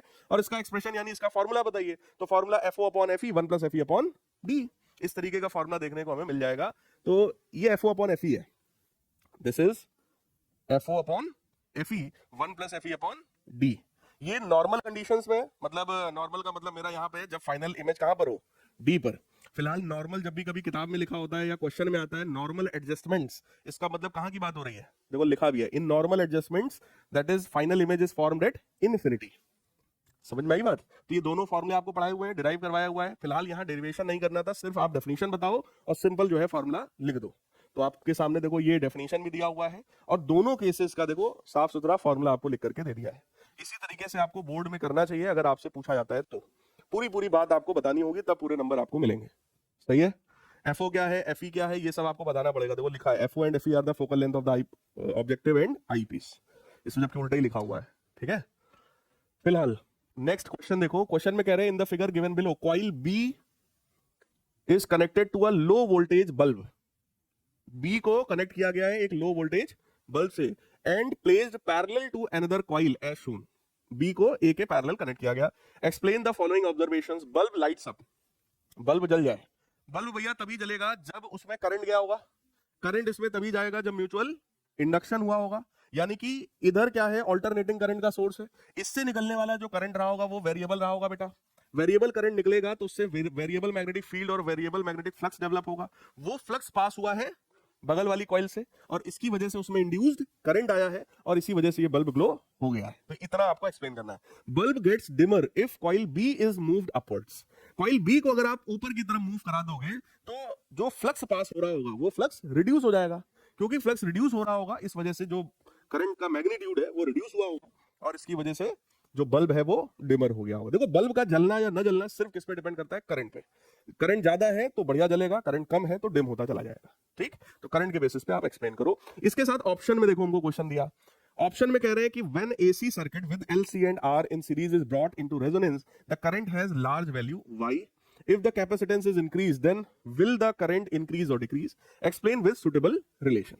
देखो बोर्ड में भी ऐसा ही पैटर्न बेटा देखा जाता है। एक क्वेश्चन कंफ्यूजिंग है, अब इसका जिसको कॉन्सेप्ट क्लियर होगा उसके लिए तो आसान है, जिसको नहीं क्लियर होगा तो इसमें वो कंफ्यूज हो सकता है। तो साथ में एक ऑप्शन दे दिया और ऑप्शन में एकदम straight forward question LCR circuit कि भैया किसी भी LCR सर्किट का अगर वो रेजोनेंस में है तो करंट की वैल्यू ज्यादा होती है। क्यों? क्योंकि अगर वो रेजोनेंस में है तो XL XC के बराबर है और Z R के बराबर है। टोटल सर्किट का इंपीडेंस किसके बराबर है? R के बराबर। सर्किट प्योरली रेजिस्टिव सर्किट की तरह बिहेव कर रहा है, इस वजह से इंपीडेंस कम हो गया तो करंट ज्यादा हो गया। तो यही चीज आपसे पहले पूछा गया।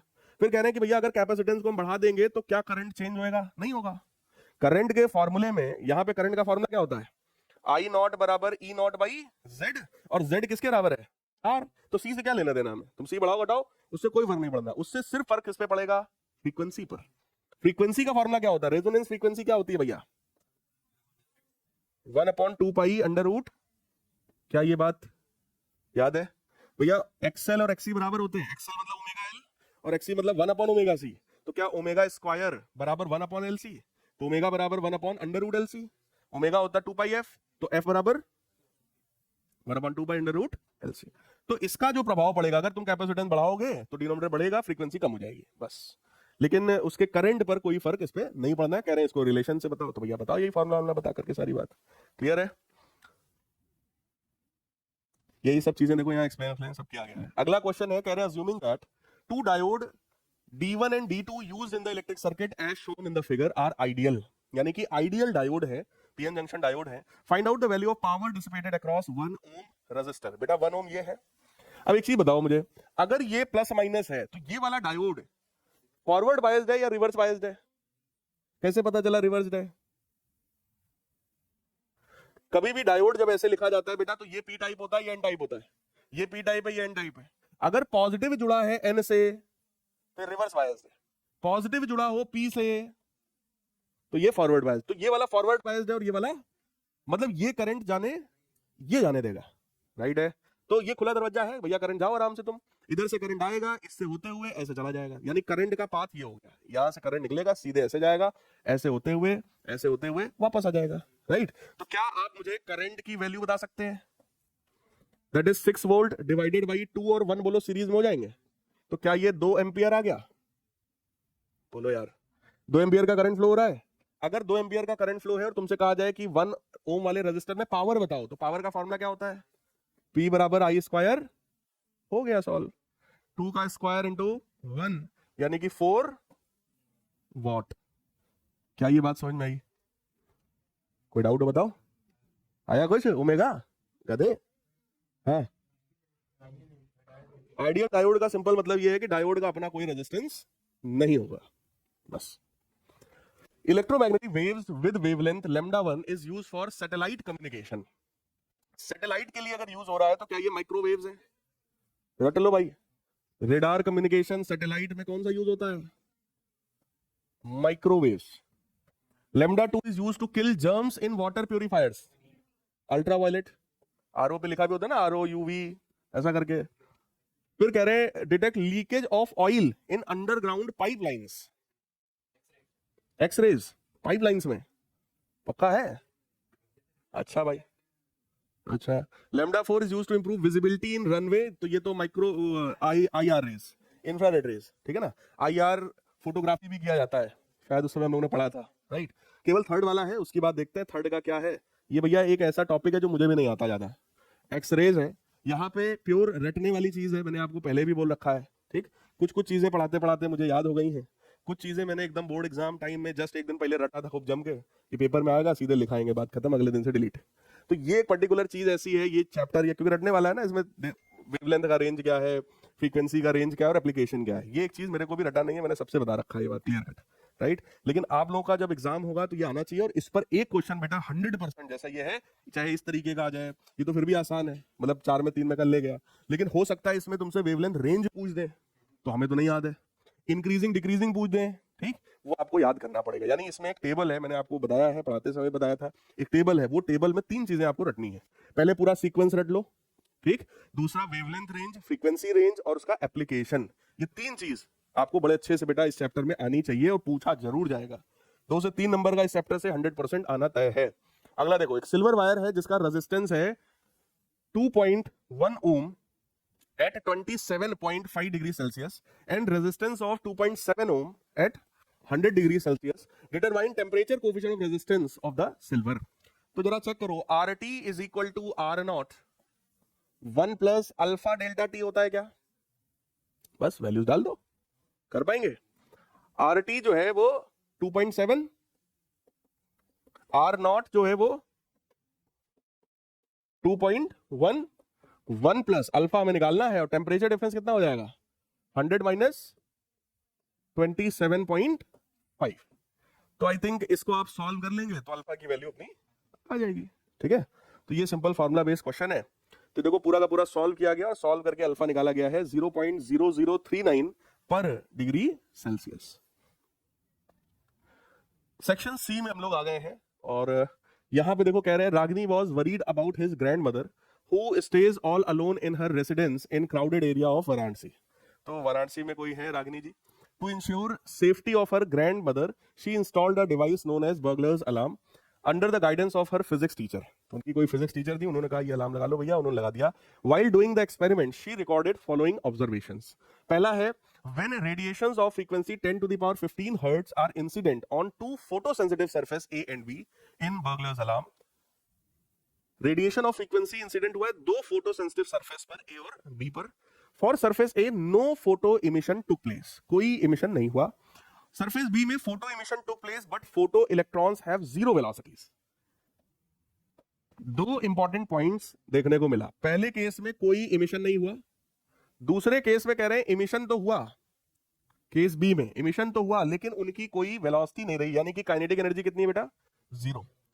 From the above passage explain her observations on the basis of Einstein's photoelectric effect theory. बताओ भैया। अब देखो जबरदस्ती क्वेश्चन को कहानी बनाई गई, जबरदस्ती।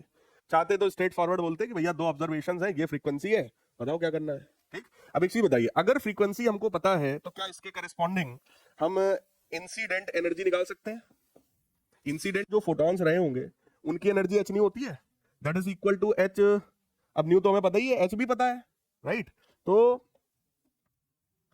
वैल्यूज रख दो, 6.6 इंटू 10 की पावर -34 मल्टीप्लाइड बाई फ्रीक्वेंसी है 10 की पावर 15। इतनी एनर्जी का जो फोटोन है वो इंसिडेंट हुआ और एक भी इलेक्ट्रॉन नहीं निकला, मतलब this energy is lesser than work function. सही है, ये एनर्जी वर्क फंक्शन से कम रहा होगा, यानी सरफेस ए का जो वर्क फंक्शन है वो इस एनर्जी से ज्यादा है। अच्छा भाई, और बी वाले सरफेस में कह रहे हैं कि इमिशन तो हुआ लेकिन इलेक्ट्रॉन की जीरो वेलोसिटी है, मतलब काइनेटिक एनर्जी जीरो है, यानी कि ये जो एनर्जी है यही उसका वर्क फंक्शन है। सारी की सारी एनर्जी वर्क फंक्शन में चली गई है, भागने को एनर्जी बची नहीं। कुछ समझ में आ रही बात? तो सरफेस बी का वर्क फंक्शन क्या यही है और सरफेस ए का वर्क फंक्शन इससे ज्यादा है। क्या इतनी बात क्लियर है? कोई डाउट हो इतने में तो बताओ। ठीक, बस यही ऑब्जर्वेशन उनको मिलेगा भाई।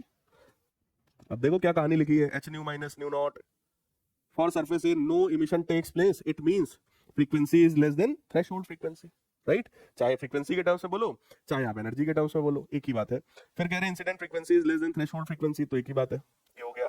फिर सेकंड पार्ट में कह रहे हैं कि जो फ्रीक्वेंसी है यही फ्रीक्वेंसी हमारी थ्रेशोल्ड फ्रीक्वेंसी है, या उसके करस्पॉन्डिंग जो एनर्जी थी वही हमारी वर्क फंक्शन है, एक ही बात है।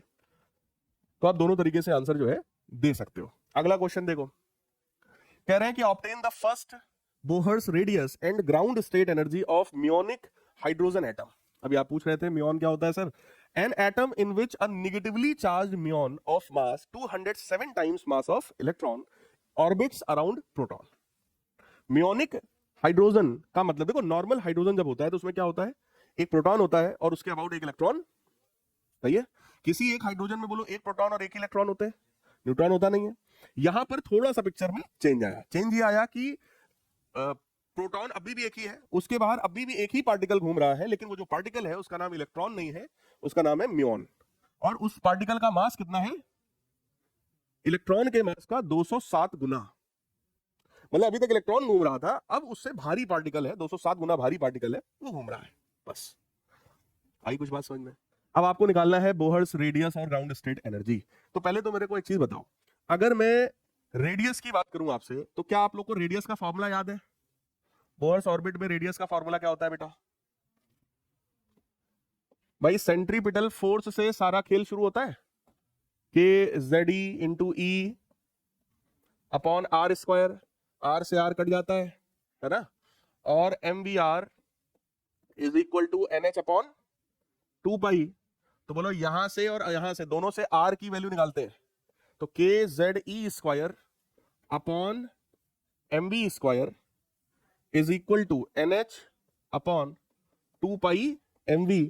तो बोलो एम और वी कैंसिल होकर के फाइनली यहां से अपने को वी की वैल्यू मिली थी 2 pi K Z E square by N H. सही है, मैंने आपसे कहा था मुझे रटा तो नहीं है, लेकिन जब जरूरत पड़ेगी तो मैं 1 मिनट में डिराइव कर लूंगा। तो हमको स्पीड तो मिल गई, यही स्पीड उठा के हम लोग यहां पे रख देंगे, बोलो रेडियस मिल जाएगा। रेडियस हो गया N H upon 2 pi M और वी की जगह मैं उसकी वैल्यू डाल दूंगा 2 pi K Z E square upon N H, तो ये स्क्वायर हो जाएगा। यानी रेडियस का हमारे पास भैया आ गया formula, N square H square upon 4 pi square M K Z E square.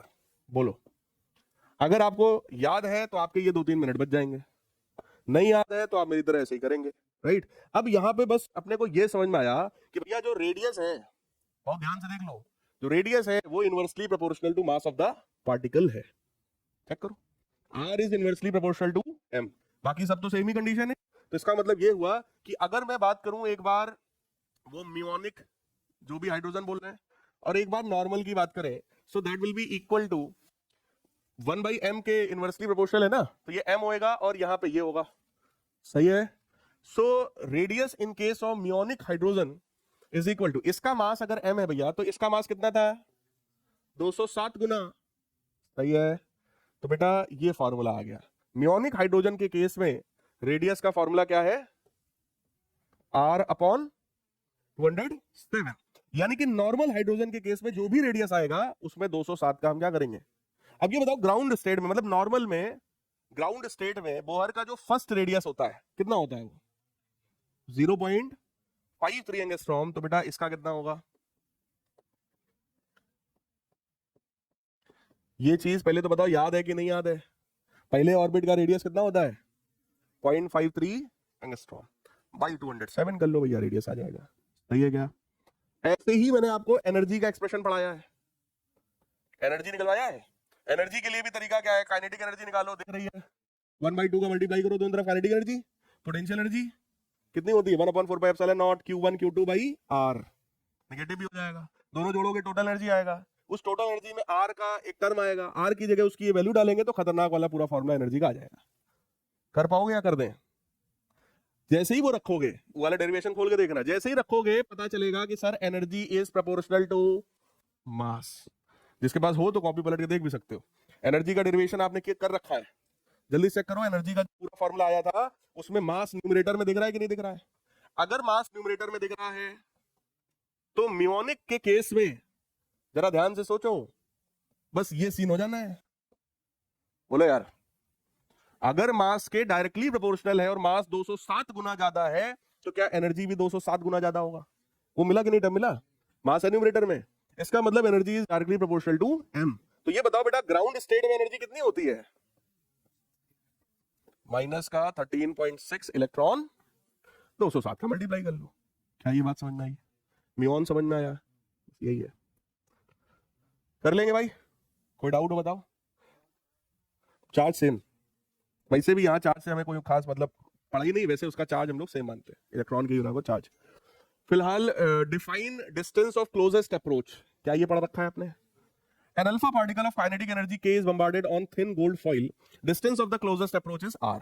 कह रहे हैं कि एक अल्फा पार्टिकल की बम्बार्डिंग कराया, डिस्टेंस ऑफ क्लोजेस्ट अप्रोच बेटा R के बराबर है। What will be the distance of closest approach for alpha particle of double kinetic energy. अब एक चीज बताओ, अगर डिस्टेंस ऑफ क्लोजेस्ट अप्रोच में आपको याद दिलाऊं तो क्या उसमें काइनेटिक एनर्जी का एक्सप्रेशन आता है कि नहीं आता है, न्यूमरेटर में डिनोमिनेटर में, डिनोमिनेटर में। इतनी बात कितने लोग को याद है। डिस्टेंस ऑफ क्लोजेस्ट अप्रोच किस एटम्स में, रदरफोर्ड के ही मॉडल में आपको ये चीज पढ़ाई गई है, जिसमें कॉन्सेप्ट बताया गया था कि अल्फा पार्टिकल की काइनेटिक एनर्जी हाफ mv² और इधर जो न्यूक्लियस है उसकी repulsive energy 1/4 Q1 Q2 by R, जब दोनों बराबर हो जाती है वहीं से R निकाल लेते हैं, राइट। वही R जो है डिस्टेंस ऑफ क्लोजेस्ट अप्रोच कहलाता है, और उसमें बेटा काइनेटिक एनर्जी का टर्म आता है डिनोमिनेटर में। अब ये बताओ अगर काइनेटिक एनर्जी हो गई डबल तो क्या ये हाफ हो गया, distance of closest approach will be half. क्योंकि सीधी सी बात ये है, जब आप ये डिफाइन करोगे ना, डिफाइन करने का मतलब क्या होता है ये समझ लो। पहले डेफिनेशन बताओगे, डायग्राम अगर आता है, डायग्राम उसमें है तो डायग्राम बनाओगे और उसका फॉर्मूला बताओगे, इतना होता है डिफाइन करना कि चीज क्या है, पहले वो बताओ, उसका फॉर्मूला बताओ, उसके फॉर्मूले में कौन कौन से टर्म्स है वो भी बताओ, इसके फॉर्मूले में ये चीजें आती है। और जब आप ये फॉर्मूला डिराइव कर ही दोगे तो आप सीधे सीधे लिखोगे कि भैया distance of closest approach is inversely proportional to kinetic energy, right. So if we double the kinetic energy then radius will become half. तो देखो पहले तो कहां गया, पहले तो देखो ये आ रहा है, यही हम लोगों ने किया था रेडियस में, एनर्जी में 207 का मल्टीप्लाई किया था, देखो 207 का मल्टीप्लाई किया, तो ये तो पहला हो गया, वो हम लोग डिस्कस कर चुके हैं। दूसरा देखो, दूसरे में आपको यहाँ पे बता रहे हैं सबसे पहले कि क्या होता है डिस्टेंस ऑफ क्लोजेस्ट अप्रोच, ये सब कहानी आपको समझाई जा चुकी है। ये एनर्जी और वो एनर्जी दोनों बराबर होगी, फाइनली क्या पता चला, distance of closest approach will become half of the previous value, right है। कोई डाउट हो इसमें तो बताओ भैया। अगली चीज देखो, ये क्या आ गया, अच्छा उसे पूछा गया होगा क्वेश्चन में एक और है भैया, right two important limitations of the Rutherford model. Rutherford के मॉडल में सबको पता है भैया स्टेबिलिटी वो एक्सप्लेन नहीं कर पाए थे और हाइड्रोजन स्पेक्ट्रम को भी अच्छे से एक्सप्लेन नहीं कर पाए थे। अगला क्वेश्चन देखो सेक्शन सी में, कह रहे हैं in Young's double slit experiment using light of wavelength 400 nanometre the fringe width are obtained, wavelength of the light is increased to 600 nanometer and separation between the slits is halved। separation between slit का मतलब क्या, small D होता है, small D को आधा कर दिया गया। if we want to observe fringe width on the screen to be same in both cases, यानी fringe width अपने को सेम करना है दोनों में, then find the ratio of the distance between the screen, मतलब कैपिटल डी का ratio बता दो। ये क्वेश्चन, अगर फ्रिंज विथ बेटा दोनों केसेस में सेम है तो क्या बीटा 1 और बीटा 2 बराबर होगा? बोलो यार, बीटा 1 का फॉर्मूला क्या होता है? कल ही बताया था, डी लेमडा बाई डी। तो d1 लेमडा 1 बाई d1 बराबर d2 लेमडा 2 अपॉन, हमको क्या रेशियो चाहिए d1 बटे d2 का? बोलो यार, d1 बटे d2 जो है वो लेमडा 2 बटे लेमडा 1 और d1 बटे d2 ऐसा हो जाना है। बोलो, वेवलेंथ दोनों की पता है, 600 400, 600 बटे 400, नहीं समझ में आ रही बात? 600 बटे 400, और d1 और d2 पे क्या बोला गया? d2 को आधा कर दिया, कह रहे देखो separation between the slit is half, यानी d2 is half of d1, मतलब d2 बराबर d1 बटे 2। तो d1 बाई 2 करोगे तो वो 2 कहां जाएगा? नहीं समझ में आई बात? तो यही अपना आंसर हो गया यार, 1200 बटे 400 यानी 3। तो आई थिंक ये रेशियो जो है 3:1 आना चाहिए। ये देख लो, 3 नंबर का क्वेश्चन है ये। अगर आपका क्लियर है कॉन्सेप्ट तो आप एक लाइन में ऐसे लिख सकते हो, लेकिन लिखना मत, 3 नंबर का होगा तो ऐसे मत लिखना, थोड़ा सा कहानी लिख देना। देखो आई बात समझ में? और ऐसी थोड़ी मोड़ी कहानी लिख देना।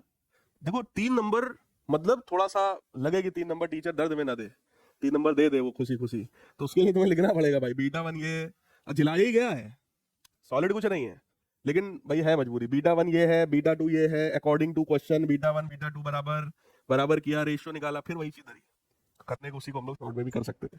चलिए फिलहाल अगला क्वेश्चन देखो, angular width of central maximum in Fraunhofer's diffraction. देखो ऑप्शन में है इंटरफेरेंस और डिफ्रैक्शन, दोनों का एक एक न्यूमेरिकल धर दिया उठा के, और आपसे कहा था न्यूमेरिकल पूछा जाता है, तो देख लो दोनों ऑप्शन धर दिया, कोई एक कर दो आप, ठीक। Angular width of the central maximum in the Fraunhofer's diffraction pattern of a slit is measured. The slit is illuminated by the light of wavelength is. When the slit is illuminated by light of another wavelength, then angular width decreases by 30%. अब एक चीज बता दो हमें, calculate wavelength of the light और same decrease angular width of central maximum is obtained when, ठीक है वो अलग पार्ट है, देखेंगे। फिलहाल हमको बताना है कि wavelength lambda बता दो, ठीक है। अब एक चीज बताओ पहले, एंगुलर विड्थ का फॉर्मूला क्या है? सेंट्रल मैक्सिमा जो होता है डिफ्रैक्शन में, उसकी एंगुलर विड्थ का फॉर्मूला क्या है बताओ? क्या वो 2 लेमडा बाई डी होता है?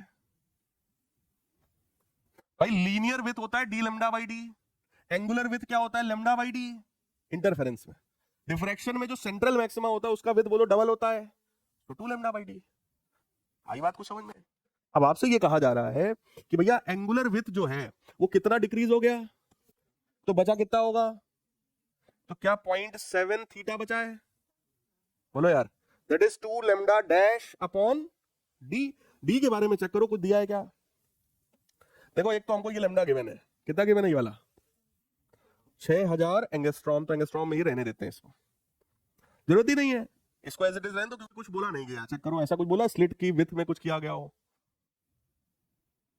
नहीं बोला गया, एंगुलर विथ केवल बोला गया। अब तुम सिंपल क्या करो, दोनों को डिवाइड करो, जैसे डिवाइड करोगे जरा चेक कर लो, क्या ये केवल 0.7 बचेगा इधर? दिस बाय दिस क्या है? 2 से 2 कटेगा, डी से डी कटेगा, क्या ये लेमडा डैश बटे 6000 बचेगा? बोलो यार, यहां से लेमडा डैश कितना आएगा? 4200। Is this correct? कोई डाउट हो तो बताओ यार। कह रहे same decrease in the angular width of the central maxima is obtained when the original apparatus is immersed in a liquid. Find the refractive index of this. मैंने आपको बताया था इंटरफेरेंस में कि अगर पूरे के पूरे सिस्टम को उठा के किसी लिक्विड में डालोगे तो फर्क किस पे पड़ेगा?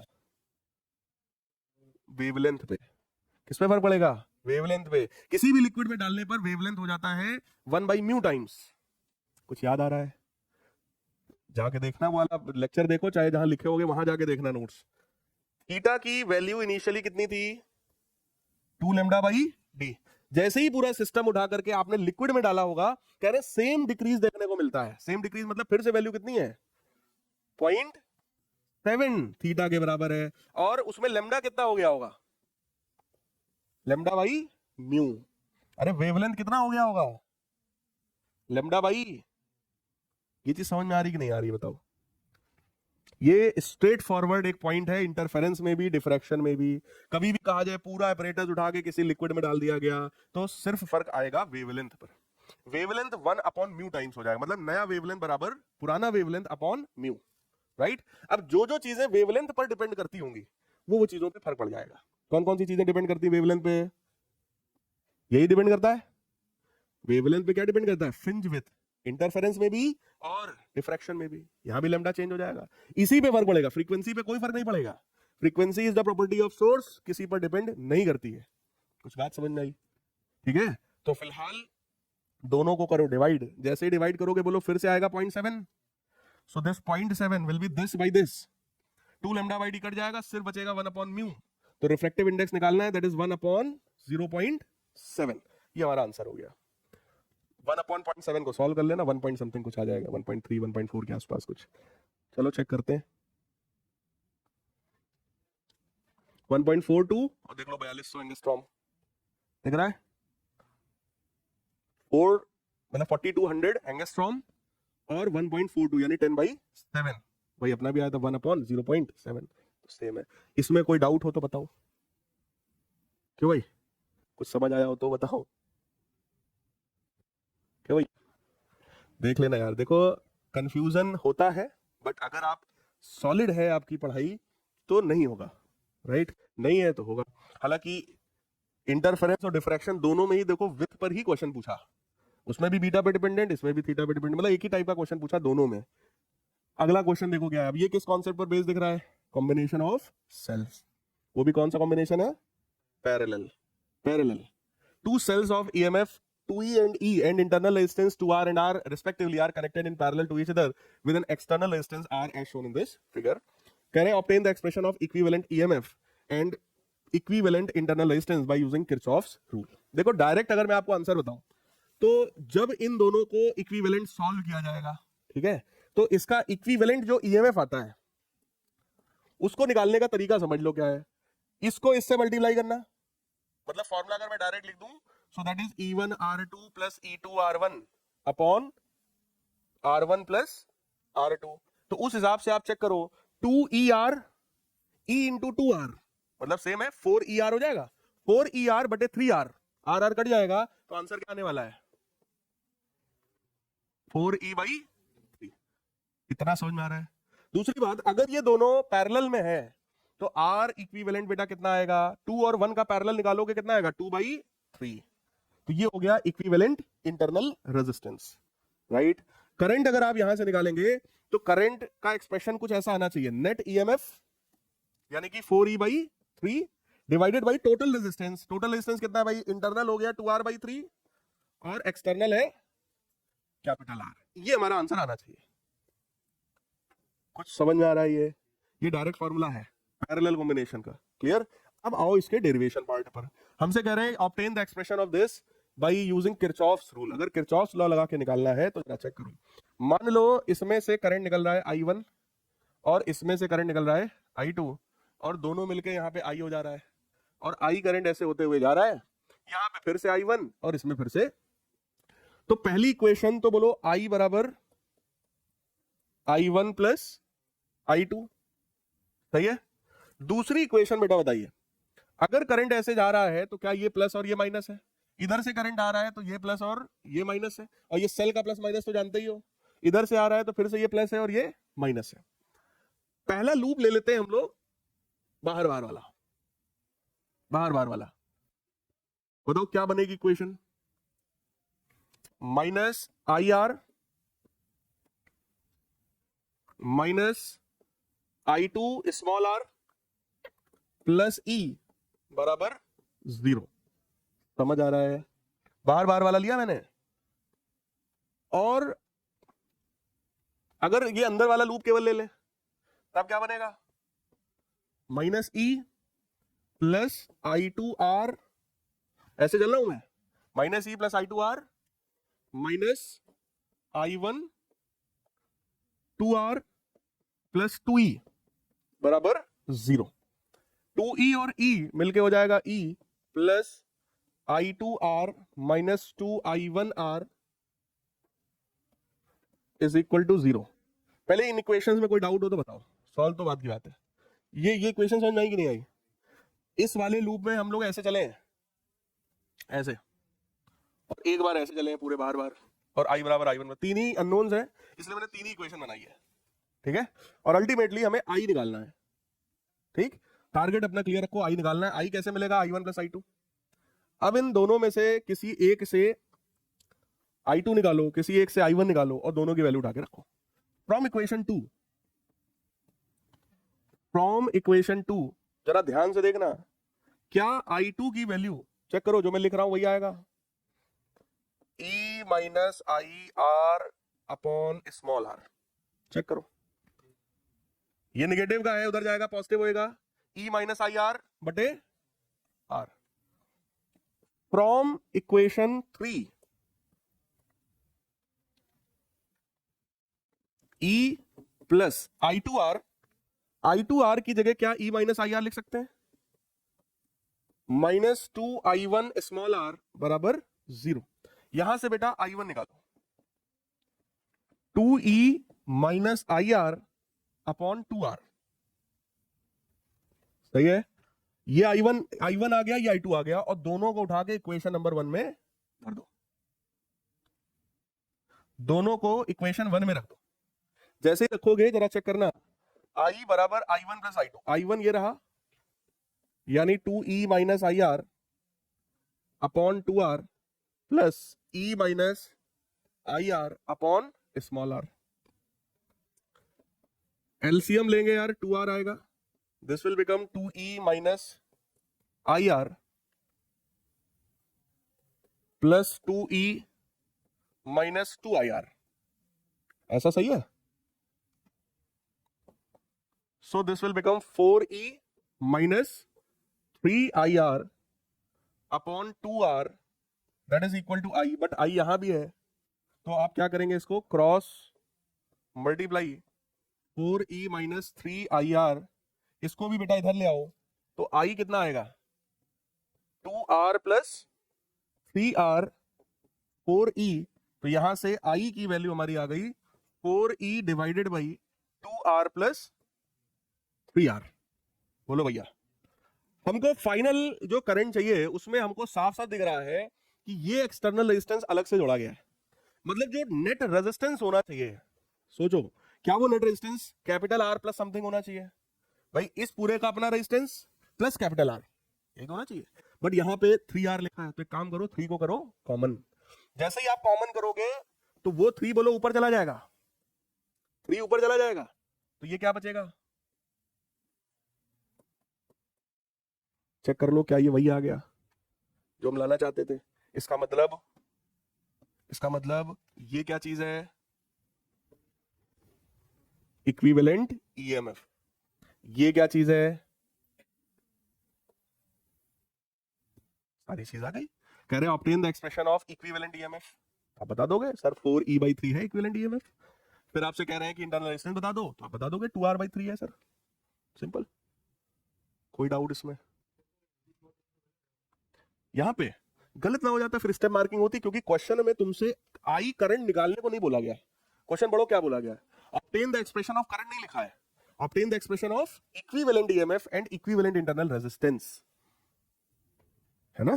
तो खाली करंट निकाल के छोड़ देंगे तो कैसे काम चलेगा, हमको बताना तो पड़ेगा कि करंट जो होता है वो सर ईएमएफ बटे रेजिस्टेंस होता है according to Ohm's law, current is equal to EMF बटे रेजिस्टेंस। तो आप इस चीज को एक्सप्लेन कर दो बस, कोई डाउट, बढ़िया आगे कर लोगे।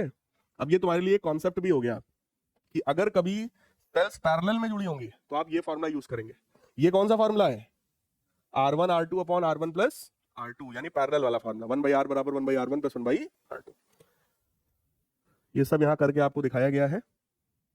Explain briefly with the help of a circuit diagram how VI characteristic of a PN junction diode are obtained in forward bias, reverse bias and draw the shape of the curve obtained। मतलब पूरा theoretical है, पढ़ा हुआ है, ठीक। Forward bias और reverse bias characteristic पूछ रहे हैं, VI कैरेक्टरिस्टिक, तो ग्राफ बना के अपना दिखाओ कैसा होता है graph.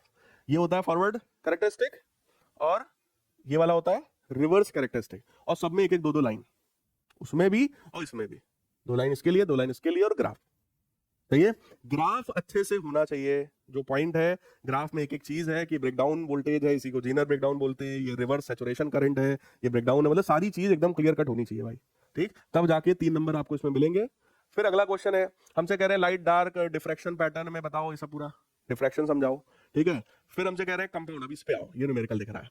Compound microscope consist of a objective lens of focal length 2 centimetre. एक कंपाउंड माइक्रोस्कोप है, और कंपाउंड माइक्रोस्कोप में हमसे कहा जा रहा है कि ऑब्जेक्टिव का फोकल लेंथ कितना है भाई, 2 centimetre and eyepiece of focal length 6.25 centimetre separated by a distance of 15 centimetre. दोनों लेंसेज के बीच का जो लेंथ होता है, क्या वही लेंथ ऑफ टेलीस्कोप वही चीज है? बोलो यार, दोनों लेंस के बीच की दूरी, इसी को क्या लेंथ ऑफ टेलीस्कोप बोलते हैं? और टेलीस्कोप का जो लेंथ होता है, जरा ध्यान से सोचो, क्या वही वीओ प्लस यूई है? बोलो यार, वीओ मतलब इमेज डिस्टेंस फॉर ऑब्जेक्टिव और यूई मतलब object distance for eyepiece. क्या यही दोनों को जोड़ के टोटल लेंथ बनता है?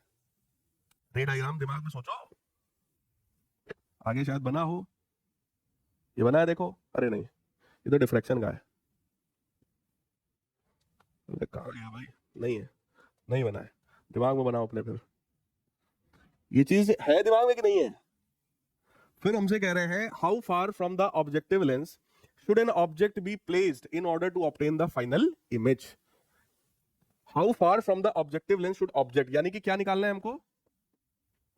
यूओ, राइट, कि ऑब्जेक्ट डिस्टेंस फॉर ऑब्जेक्टिव, सही है, at least distance of distinct vision, मतलब फाइनल इमेज कहां पे बनी हो? लीस्ट डिस्टेंस पे बनी हो, सेकंड में कह रहे इन्फिनिटी पे बनी हो, दोनों बताओ, मैग्नीफाइंग पावर भी बताओ। क्वेश्चन कितने लोगों को समझ में आया पहले ये बताओ हमें। टेलीस्कोप का फोकल लेंथ दिया है दोनों, ऑब्जेक्टिव का भी और आई पीस का भी। लेंथ ऑफ टेलीस्कोप दिया है बेटा, लेंथ का मतलब होता है दोनों लेंसेज के बीच की दूरी, वो होता है वीओ प्लस यूई, वो भी हमको दिया हुआ है। हमसे कह रहे हैं जब फाइनल इमेज 25 सेंटीमीटर में बनी हो, तो ये जो फाइनल इमेज की डिस्टेंस होती है, क्या ये वीई है? बोलो यार, फाइनल इमेज 25 सेंटीमीटर पे बना है, तो ये डिस्टेंस कहां से होती है? फाइनल इमेज की डिस्टेंस। फाइनल इमेज कौन सा लेंस बनाता है? आई पीस। तो क्या ये डिस्टेंस इमेज की डिस्टेंस है? अगर वीई पता है और एफई पता है, तो क्या यूई निकाल सकते हैं? What is Yui?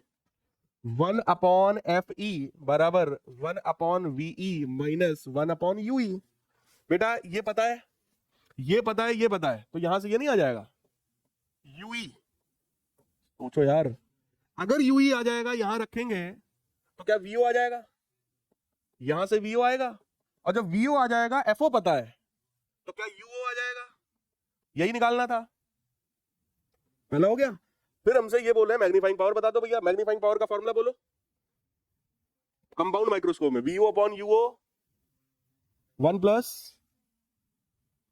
D by F E, VO upon UO 1 plus D upon F E. हमें कुछ याद आ रहा है भाई? सर ये क्या है? ये तो देखा देखा कुछ तो लग रहा है, शायद है तो सिलेबस में, क्यों भाई? अरे याद करो यार तुम लोग, ऑप्टिकल इंस्ट्रूमेंट्स फिर से जाके आज रिवाइज करिए आप लोग, कंपाउंड माइक्रोस्कोप और टेलीस्कोप फिर से रिवाइज करो पूरा का पूरा, अगर फॉर्मूला भूल गए हो तो। ये आसान क्वेश्चन है भाई, इसमें सब दिख रहा है, पिक्चर बिना सॉल्व किए ही सब दिख रहा है, कहां से क्या करना है, कहां से क्या आएगा, राइट? तो जो हमने आपको बताया यही सेम काम करना है। अब ये बताओ, अगर तुम्हें ये फॉर्मूला ये तो पता ही होगा, ठीक है, अगर ये साफ से दिख रहा है ना, इसको लगाएंगे यूई आएगा, यूई यहां रखेंगे वीओ आएगा, वीओ पता है, एफओ पता है, तो यूओ आएगा, वही पूछा गया है। और सेम काम बेटा इन्फिनिटी के लिए करना है। इन्फिनिटी का मतलब वीई का मतलब इनफाइनाइट। अब वीई पता है, एफई पता है, तो फिर से यूई निकालेंगे, यूई आ जाएगा, फिर यहां रखेंगे, वीओ आ जाएगा, वीओ पता है, एफओ पता है, तो यूओ आ जाएगा, सेम काम करना है, राइट? तो इसको आप लोग करेंगे, सोल्यूशन में आपको ये भेज दूंगा, नहीं आएगा तो इसमें से देख लेना, फिर भी नहीं आएगा तो हमसे पूछ लेना। देखो क्या किया इन्होंने, वीई दिख रहा है, वीई यही बताया था मैंने भी, फॉर्मूला यूज किया और देखो यूई आ गया, ठीक।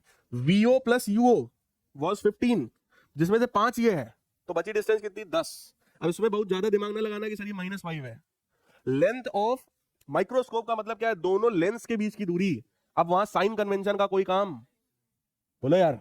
तो ये 5 आया है और टोटल 15 था, तो बचा कितना? 10। वो 10 इसमें हम यूज कर लेंगे, उसको आप यूज करोगे, सॉल्व करोगे, यू आ जाएगा। बाकी ये फॉर्मूला सबको दिख रहा है, एम बराबर VO upon UO 1 plus D upon F E, formula लगा देना, मैग्निफिकेशन आ जाएगा, राइट? सेम ऐसा ही काम आपको करना है अगले वाले में। फिर कह रहे हैं कोई एक स्टेप अप ट्रांसफार्मर है, एक्सप्लेन इट्स वर्किंग प्रिंसिपल। किसी भी स्टेप अप ट्रांसफार्मर का पूरा वर्किंग प्रिंसिपल समझाओ भैया, प्योर थ्योरी है, ठीक। डेरिवेशन है, reduce the expression for secondary to primary voltage in terms of number of turns, तो पता है ईएस अपॉन ईपी बराबर एनएस अपॉन एनपी, इसको कह रहे हैं निकालो। आइडियल ट्रांसफार्मर है, how is the ratio related to the current, तो करंट इनवर्सली प्रोपोर्शनल होता है, आईपी अपॉन आईएस हो जाएगा। फिर कह रहे हैं how is the transformer used in large scale transmission and distribution of electrical energy over the large distances, तो स्टेप डाउन स्टेप अप करके यूज करते हैं। पावर स्टेशन पे क्या करते हैं, स्टेप अप यूज करेंगे, और जो लोकल ट्रांसफार्मर्स होते हैं वो स्टेप डाउन होते हैं। तो बस इस तरीके से थोड़ा बड़ा समझा दो, एक दो लाइन लिख करके। 3 नंबर का है देखो, है ना, नहीं सेक्शन डी है ये, कितने का लॉन्ग है, 5 नंबर का रहा होगा, तो 5 में 1 2 3 और एक पार्ट ये भी है, तो अपने हिसाब से देख लो, कोई 1 नंबर का ये होगा, ऐसे ऐसे करके डिवाइड क्या होगा, 2 नंबर का 1 नंबर का, तो 2 या 1 नंबर का ही है, इसलिए बहुत बड़ा आंसर हमको इसमें नहीं देना है, 2-4 लाइन में समझाना है। अगला देखो, in AC circuit containing pure inductor show that voltage is ahead of current by pi by 2। ये आपको प्योर इंडक्टिव सर्किट की बात कर रहे हैं। प्योर इंडक्टिव सर्किट में कौन आगे होता है, ईएमएफ कितना, 90 डिग्री, किससे, करंट से, वही प्रूफ करके बताना है हमको। Draw phasor diagram for the circuit and this, phasor diagram बना के दिखा भैया, कर लोगे? ये प्योर ये सब पढ़ाया हुआ है, स्ट्रेट फॉरवर्ड, पीडीएफ आपको मिल जाएगा, इसमें से देख लेना, जो चीज ना समझ में आया पूछ भी सकते हैं।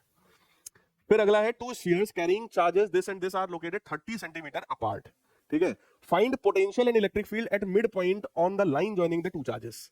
एक चार्ज ये, एक चार्ज ये है, इनके जस्ट मिडिल पॉइंट पर इलेक्ट्रिक फील्ड और पोटेंशियल बताना है। क्या आप बता पाएंगे, बताओ कितने लोग कर पाओगे इस क्वेश्चन को? 2 चार्जेस हैं, इनके जस्ट बीच में पोटेंशियल बताना है, चलो ये कितने लोग कर लेंगे? पोटेंशियल, पोटेंशियल बोलो, सिंपल स्केलर क्वांटिटी है, उसका फॉर्मूला 1/4πε0 Q/r। बेटा दोनों चार्जेस पता है, और मिड पॉइंट बोल रहा है तो 15 सेंटीमीटर दोनों के लिए, लगा दो फार्मूला, हो जाएगा। जिसको भी डाउट लग रहा बताओ, मैं कर दूं, ये एकदम आसान दिख रहा है मुझे। At a point 10 centimetre from the mid point in the plane normal to the line passing through the mid point, मतलब इक्वेटोरियल प्लेन पे पूछ रहे हैं। इक्वेटोरियल पे कितना होगा भैया पोटेंशियल वगैरह? 0 नहीं होगा, ये डाइपोल है क्या, तो फिर काय 0 होगा? एक चार्ज यहाँ है, एक चार्ज यहाँ है, इन दोनों को मिलाने वाली ये चार्जेस हैं, क्या है, क्या यहाँ कहीं पे पूछ रहे हैं, तो क्या दिक्कत है, ये निकाल लेंगे, ये निकाल लेंगे, दोनों का पोटेंशियल निकाल के जोड़ देंगे, 1/4πε0 दिस अपॉन दिस। और ये कितना जरा चेक करो, 10 सेंटीमीटर, तो ये रहा 10, और टोटल कितना था बेटा 30, यानी ये कितना रहा 15, तो क्या ये नहीं आ जाएगा √15 स्क्वायर पे 10 का स्क्वायर, √325 आ जाएगा, रख के वैल्यू। तो इसके लिए निकालेंगे सेम, इसके लिए निकालेंगे, दोनों जोड़ देंगे। पोटेंशियल तो बड़ा आसान होता है, सारा खेल दिमाग तो लगाना पड़ता है इलेक्ट्रिक फील्ड में, अगर वो आए तो ठीक है। Calculate angle subtended bye resultant intensity, अब यहां पे आपको दिमाग लगाना पड़ेगा, क्योंकि पूरा का पूरा वेक्टर आ जाएगा।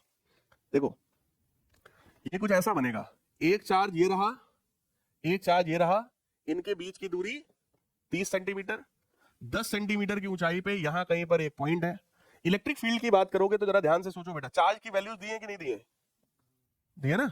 अब एक चीज बताओ, अगर मैं इसकी वजह से यहां इलेक्ट्रिक फील्ड पूछूंगा तो क्या वो ऐसा होगा, electric field due to EQ, और इसका फॉर्मूला क्या है, 1/4πε0 Q/r², बोलो r पता है, मैं मतलब इलेक्ट्रिक फील्ड का मैग्नीट्यूड पता है हमको, सही है।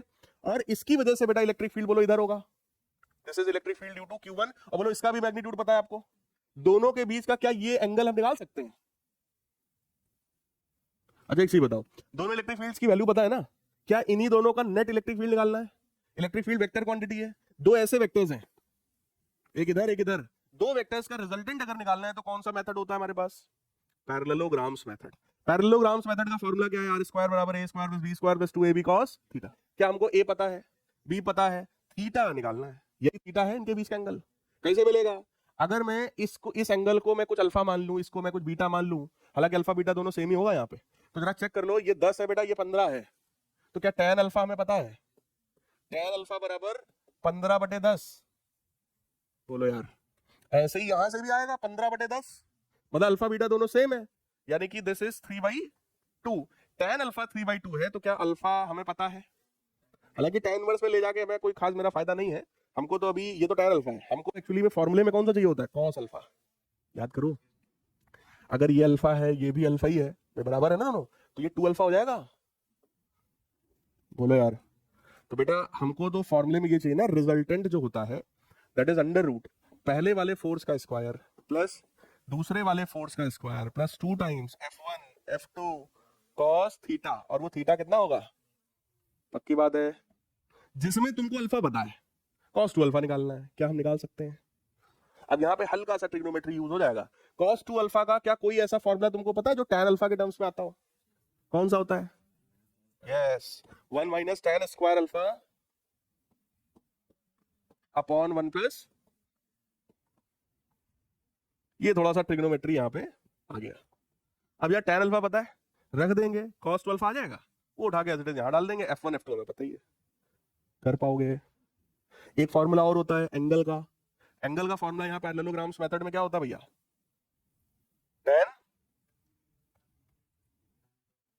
अब यहाँ अल्फा तो नहीं लिखेंगे यार, पाई लिख देते हैं, चलो क्या होता है F2 sin theta upon F1 plus F2 cos theta, और थीटा किसके बराबर है 2 अल्फा के, ये बात ध्यान रखना, इस तरीके से ये यहाँ पे सॉल्व हो जाएगा।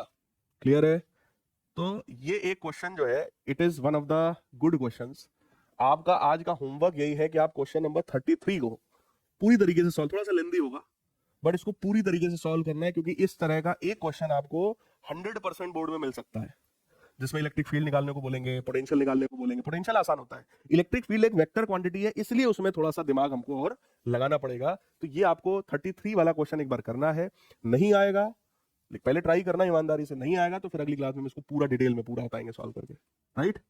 लेकिन एक बार करना जरूर, इसीलिए मैं अभी छोड़ रहा, नहीं तो अभी डिस्कस कर देते हैं इसको। अगला देखो क्या है, 4 charges are arranged at the corners of the square ABCD of side D as shown in the figure. तो ये देखो स्क्वायर दिख रहा है, 4 चार्जेस हैं। Find work required to put together this arrangement.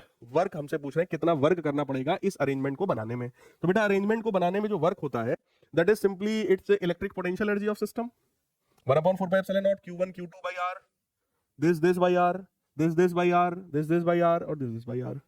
समझ में आ रहा है? इसका जो होगा निगेटिव होगा, इसका भी निगेटिव, इसका भी निगेटिव, इसका भी निगेटिव, और इवन 2 और होंगे, ये और ये, यानी टोटल पेयर कितने बनने 6। तो 6 पेयर्स के लिए हमें जोड़ के करना पड़ेगा, कर पाओगे?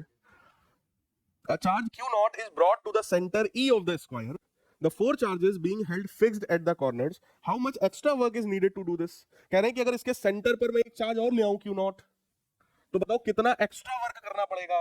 इसका मतलब Q naught अगर तुम ले आए हो सिस्टम पे, तो आप यहां पर फिर से सिस्टम की एनर्जी निकालो, एक फाइनल एनर्जी होगी और एक सिस्टम की इनिशियल एनर्जी। फाइनली मान लो सिस्टम की एनर्जी आई 150 जूल, इनिशियली थी मान लो 100 जूल, तो कितना वर्क करना पड़ा हमें 50 जूल, दोनों घटा देंगे। कुछ समझ में आई बात?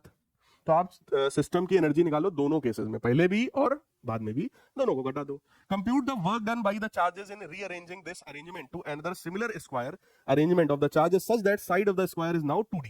कह रहे हैं कि सेम सिस्टम बनाने में बस जहां पे ये डिस्टेंस डी की बजाय 2D हो जाए, कितना करना पड़ेगा? तो फिर वहां की एनर्जी निकालो। बोलो यार, कर पाएंगे? वहां की एनर्जी निकालो, इसकी एनर्जी निकाल ही चुके हैं, दोनों को घटा दो। क्लियर? तो ये हाँ ना, तो क्यू के टर्म्स में आएगा हमारा आंसर। क्या दिक्कत? अब जब नहीं दिया है तो हम लोग क्या कर सकते हैं, हम क्यू के टर्म्स में निकाल देंगे। देखो क्वेश्चन में जो भी लिखा होता है, जैसे क्यू नॉट लिखा है, राइट, ई लिखा है, 2D लिखा है नीचे, यहां पे क्यू लिखा है, इनके टर्म्स में हम आंसर दे सकते हैं। जो जो क्वेश्चन में लिखा है मतलब ये हमको नोन है, जो नोन है उनके टर्म्स में आंसर देने में कोई बुराई नहीं है। जो पॉइंट लिखा ना हो उसके टर्म्स में आप आंसर नहीं दे सकते, बस। तो क्यू और डी के टर्म्स में तुम आंसर दे सकते हो। देखो अभी मैं दिखा रहा हूं, इसका तुम्हें सोल्यूशन यहां पे किया गया है। देखो ये तो पिछला वाला क्वेश्चन है जो मैं आपको बता रहा था, इसकी वजह से इधर, इसकी वजह से इधर, इन दोनों का रिजल्टेंट। और देखो ये इन्होंने यहाँ पूरा करके दिखाया होगा, इलेक्ट्रिक फील्ड पहले की, इलेक्ट्रिक फील्ड दूसरे की, और उनका देखो एंगल कॉस वाला, ठीक। उसके बाद उसको सब रखा होगा, देखो ये फंसेगा मतलब क्वेश्चन कहीं ना कहीं। तो यहाँ पे देखो ये वैल्यू ऐसी आई थी, उसको उन्होंने डायरेक्ट ये लिख दिया, ठीक है। ये तो किताब का है, उन्होंने डायरेक्ट लिख दिया, लेकिन अब आप थोड़ी डायरेक्ट ऐसे लिख पाओगे, आपको क्या रटा थोड़ी ना है, ना ही साइंटिफिक कैलकुलेटर अलाउड है तुम्हारे में, ठीक। तो तुम्हारे में अगर कभी ऐसा कोई क्वेश्चन आएगा तो वो डेटा ऐसा सेट किया जाएगा कि बच्चों को ज्यादा दिक्कत एंगल निकालने में ना हो। बात समझ में आई? ऐसे आड़े टेढ़े एंगल आने नहीं आएंगे, तुम्हारे में 0.5 आ जाएगा। अब ऐसा होता है, इसको तुम 0.5 मान लेते, कॉस इनवर्स 0.5 कब होता है, कॉस में 1/2 कब होता है, 60 डिग्री, तो ये 60 हो जाता है, 60 मान के सॉल्व कर दो, काम खत्म, ठीक। फिलहाल ये फॉर्मूला देखो बताया मैंने, यही फॉर्मूला लगा करके सॉल्व किया, और एक फॉर्मूला ये भी बताया मैंने आपको, tan अल्फा बराबर E2 sin theta upon E1 + E2 cos theta, उसी को लगाया गया। यहाँ पे देखो सिस्टम में जो मैं आपको बता रहा था, टोटल यहाँ पे कितने टर्म्स देखो आए हैं, 6, वही 6 बताए थे, 1 2 2 3 3 4 4 1 और 1 और 3 और इधर 4 और 2, 6 टर्म्स। तो 6 टर्म्स के करस्पॉन्डिंग बेटा आंसर तुम निकालोगे, क्यू और डी में आंसर आएगा भाई, राइट। उसके बाद हमसे कह रहे हैं कि सिस्टम में एक चार्ज और आ गया, तो जो एक्स्ट्रा जो चार्ज आया है उसकी वजह से भी हमको कुछ ना कुछ वर्क करना पड़ेगा, राइट। वही वर्क हमसे पूछा गया है, तो उसको उन्होंने पूरा निकाल के देखा, तो चांस की बात है वो वर्क कितना आ रहा है, 0। मतलब उस वाले चार्ज के आ जाने से भी कोई फर्क वहां पे नहीं पड़ रहा होगा। क्यों नहीं पड़ रहा होगा मैं आपको वो बता सकता हूं, वो मैं एक्सप्लेन कर सकता हूं। उसका रीजन क्या है, पोटेंशियल 0 हो गया। जैसे कोई भी चार्ज अगर मैं किसी वी पोटेंशियल वाले पॉइंट पे लाना चाहता हूं तो बेटा कितना वर्क करना पड़ता है, क्या वर्क बराबर क्यू वी होता है। यानी कि क्या मैं इसको ऐसा भी बोल सकता हूं कि भैया Q not V potential of point ई।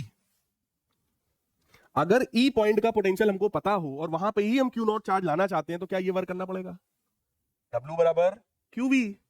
सही है।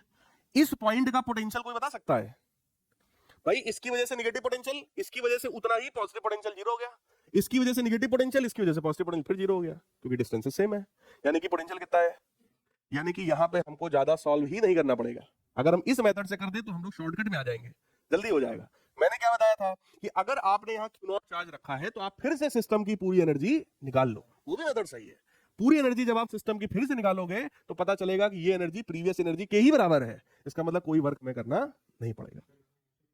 कैसे, हाँ कह सकते हो। इनका पॉइंट ये सर डाइपोल की इक्वेटोरियल पोजीशन लग रही है, लेकिन फिर कितने डाइपोल हो गए यार, 2 डाइपोल हो गए, तो समझ सकते हो। अब आंसर आ गया है तो फिर कुछ भी भिड़ा दो, क्यों भाई।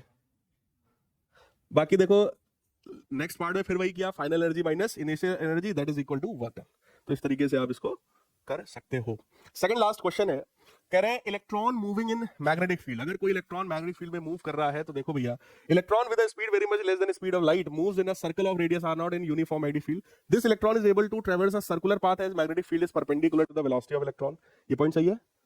सर्कुलर पाथ कब होता है, जब चार्ज मैग्नेटिक फील्ड के परपेंडिकुलर एंटर करता है। The time required for the one revolution of the electron is t0। The speed of the electron is now doubled.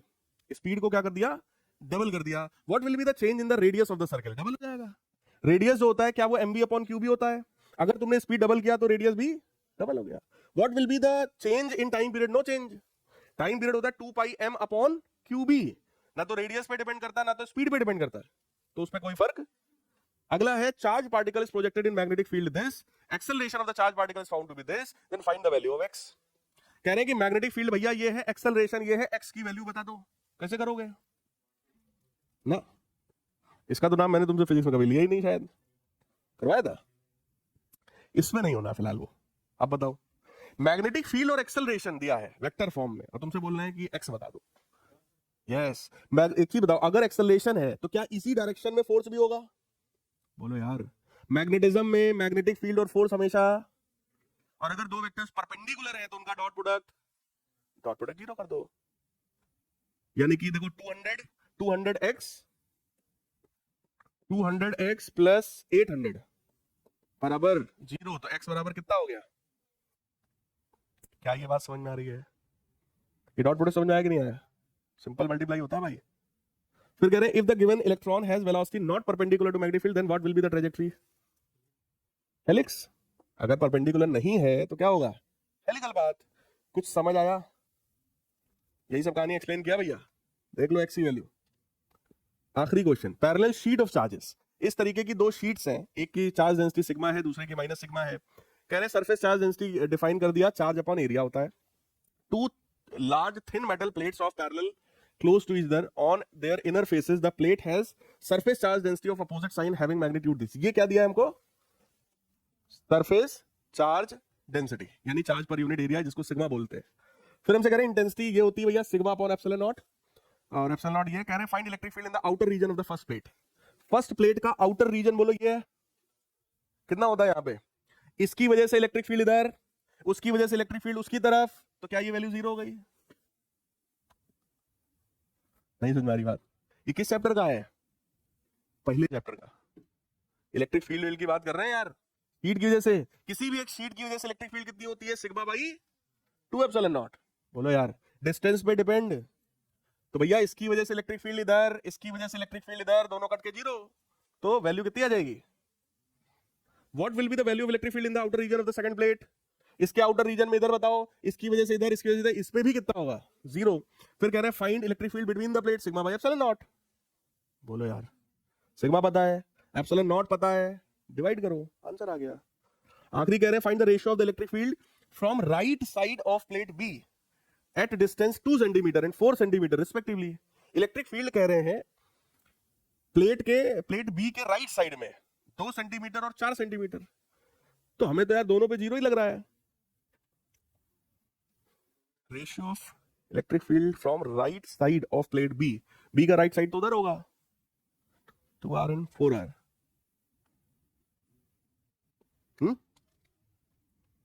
क्या होना चाहिए आंसर? हमको तो 4:1। क्यों? मुझे तो जीरो लग रहा है। Find the ratio of electric field from right side of the plate B. Plate B के राइट साइड का मतलब क्या इनका ये है, या प्लेट बी का राइट? अब ये चीज थोड़ा सा डाउट में लग रहा है भाई, देखते हैं इनका क्या मतलब। हाँ, डिस्टेंस तो बेटा 2 सेंटीमीटर 4 सेंटीमीटर दिया है, तो मेरे हिसाब से जो मुझे समझ में आ रहा है अभी फिलहाल पढ़ के, एक शीट ये है या एक शीट ये है। हमसे कह रहे हैं बी के राइट में एक पॉइंट यहां है 2 सेंटीमीटर पे और एक पॉइंट यहां है 4 सेंटीमीटर पे, इन पे इलेक्ट्रिक फील्ड का रेशियो बताओ जो मैं समझ पा रहा हूं। और मुझे क्या लग रहा है यहां पे और यहां पे दोनों ही जगह इलेक्ट्रिक फील्ड कितना है, 0। तो this ratio should be 0, but देखते हैं इनका क्या मतलब है, क्या सेंस है। फिलहाल पहले का आंसर 0, दूसरे का भी आंसर 0, तीसरे का answer sigma by epsilon not. Sigma पता ही था, एप्सिलॉन नॉट जानते हैं हम, डिवाइड कर लेंगे वैल्यू आ जाएगी। ठीक, थर्ड पार्ट देखो, since electric field due to infinite plane sheet of the charge does not depend on the distance of the observation point from the plane sheet of the charge, so the given distances ratio should be 1:1। अब इनका जो point है यार, इनका point ये है कि electric field due to sheet does not depend on distance. समझ रहे हो, शीट जो है इसकी वजह से इलेक्ट्रिक फील्ड होती है sigma by epsilon not, distance पे डिपेंड नहीं करती। तो इन्होंने कहा जो भी इलेक्ट्रिक फील्ड होगी वो डिस्टेंस पे डिपेंड करेगी नहीं, तो सेम इलेक्ट्रिक फील्ड होगी, इसलिए रेशियो कितना हो गया, 1। मतलब ये एक्चुअली में कहने की कोशिश ये कर रहे हैं कि 0/0 क्या हो जाएगा, 0 कट गया 1, लेकिन ये मेरे हिसाब से सही नहीं है। आपको लिखना चाहिए this ratio is not defined, क्योंकि दैट विल बी 0/0 और 0/0 फॉर्म जो होता है दैट इज नॉट डिफाइंड। हाँ, यहीं पे अगर दोनों शीट में पॉजिटिव चार्ज होता तो हम 1 बोल देते, समझ रहे हो। दोनों में बेटा अगर पॉजिटिव चार्ज होता है तो बीच में इलेक्ट्रिक फील्ड 0 होती है, राइट में और लेफ्ट में इलेक्ट्रिक फील्ड 0 ना होती, वहां 1:1 हो जाता। क्या ये बात समझ रहे हो? तो कई बार आंसर भी यार जो है वो गलत दे देते हैं, this is wrong. So this was your sample paper 1 completely solved. समझ आया कुछ?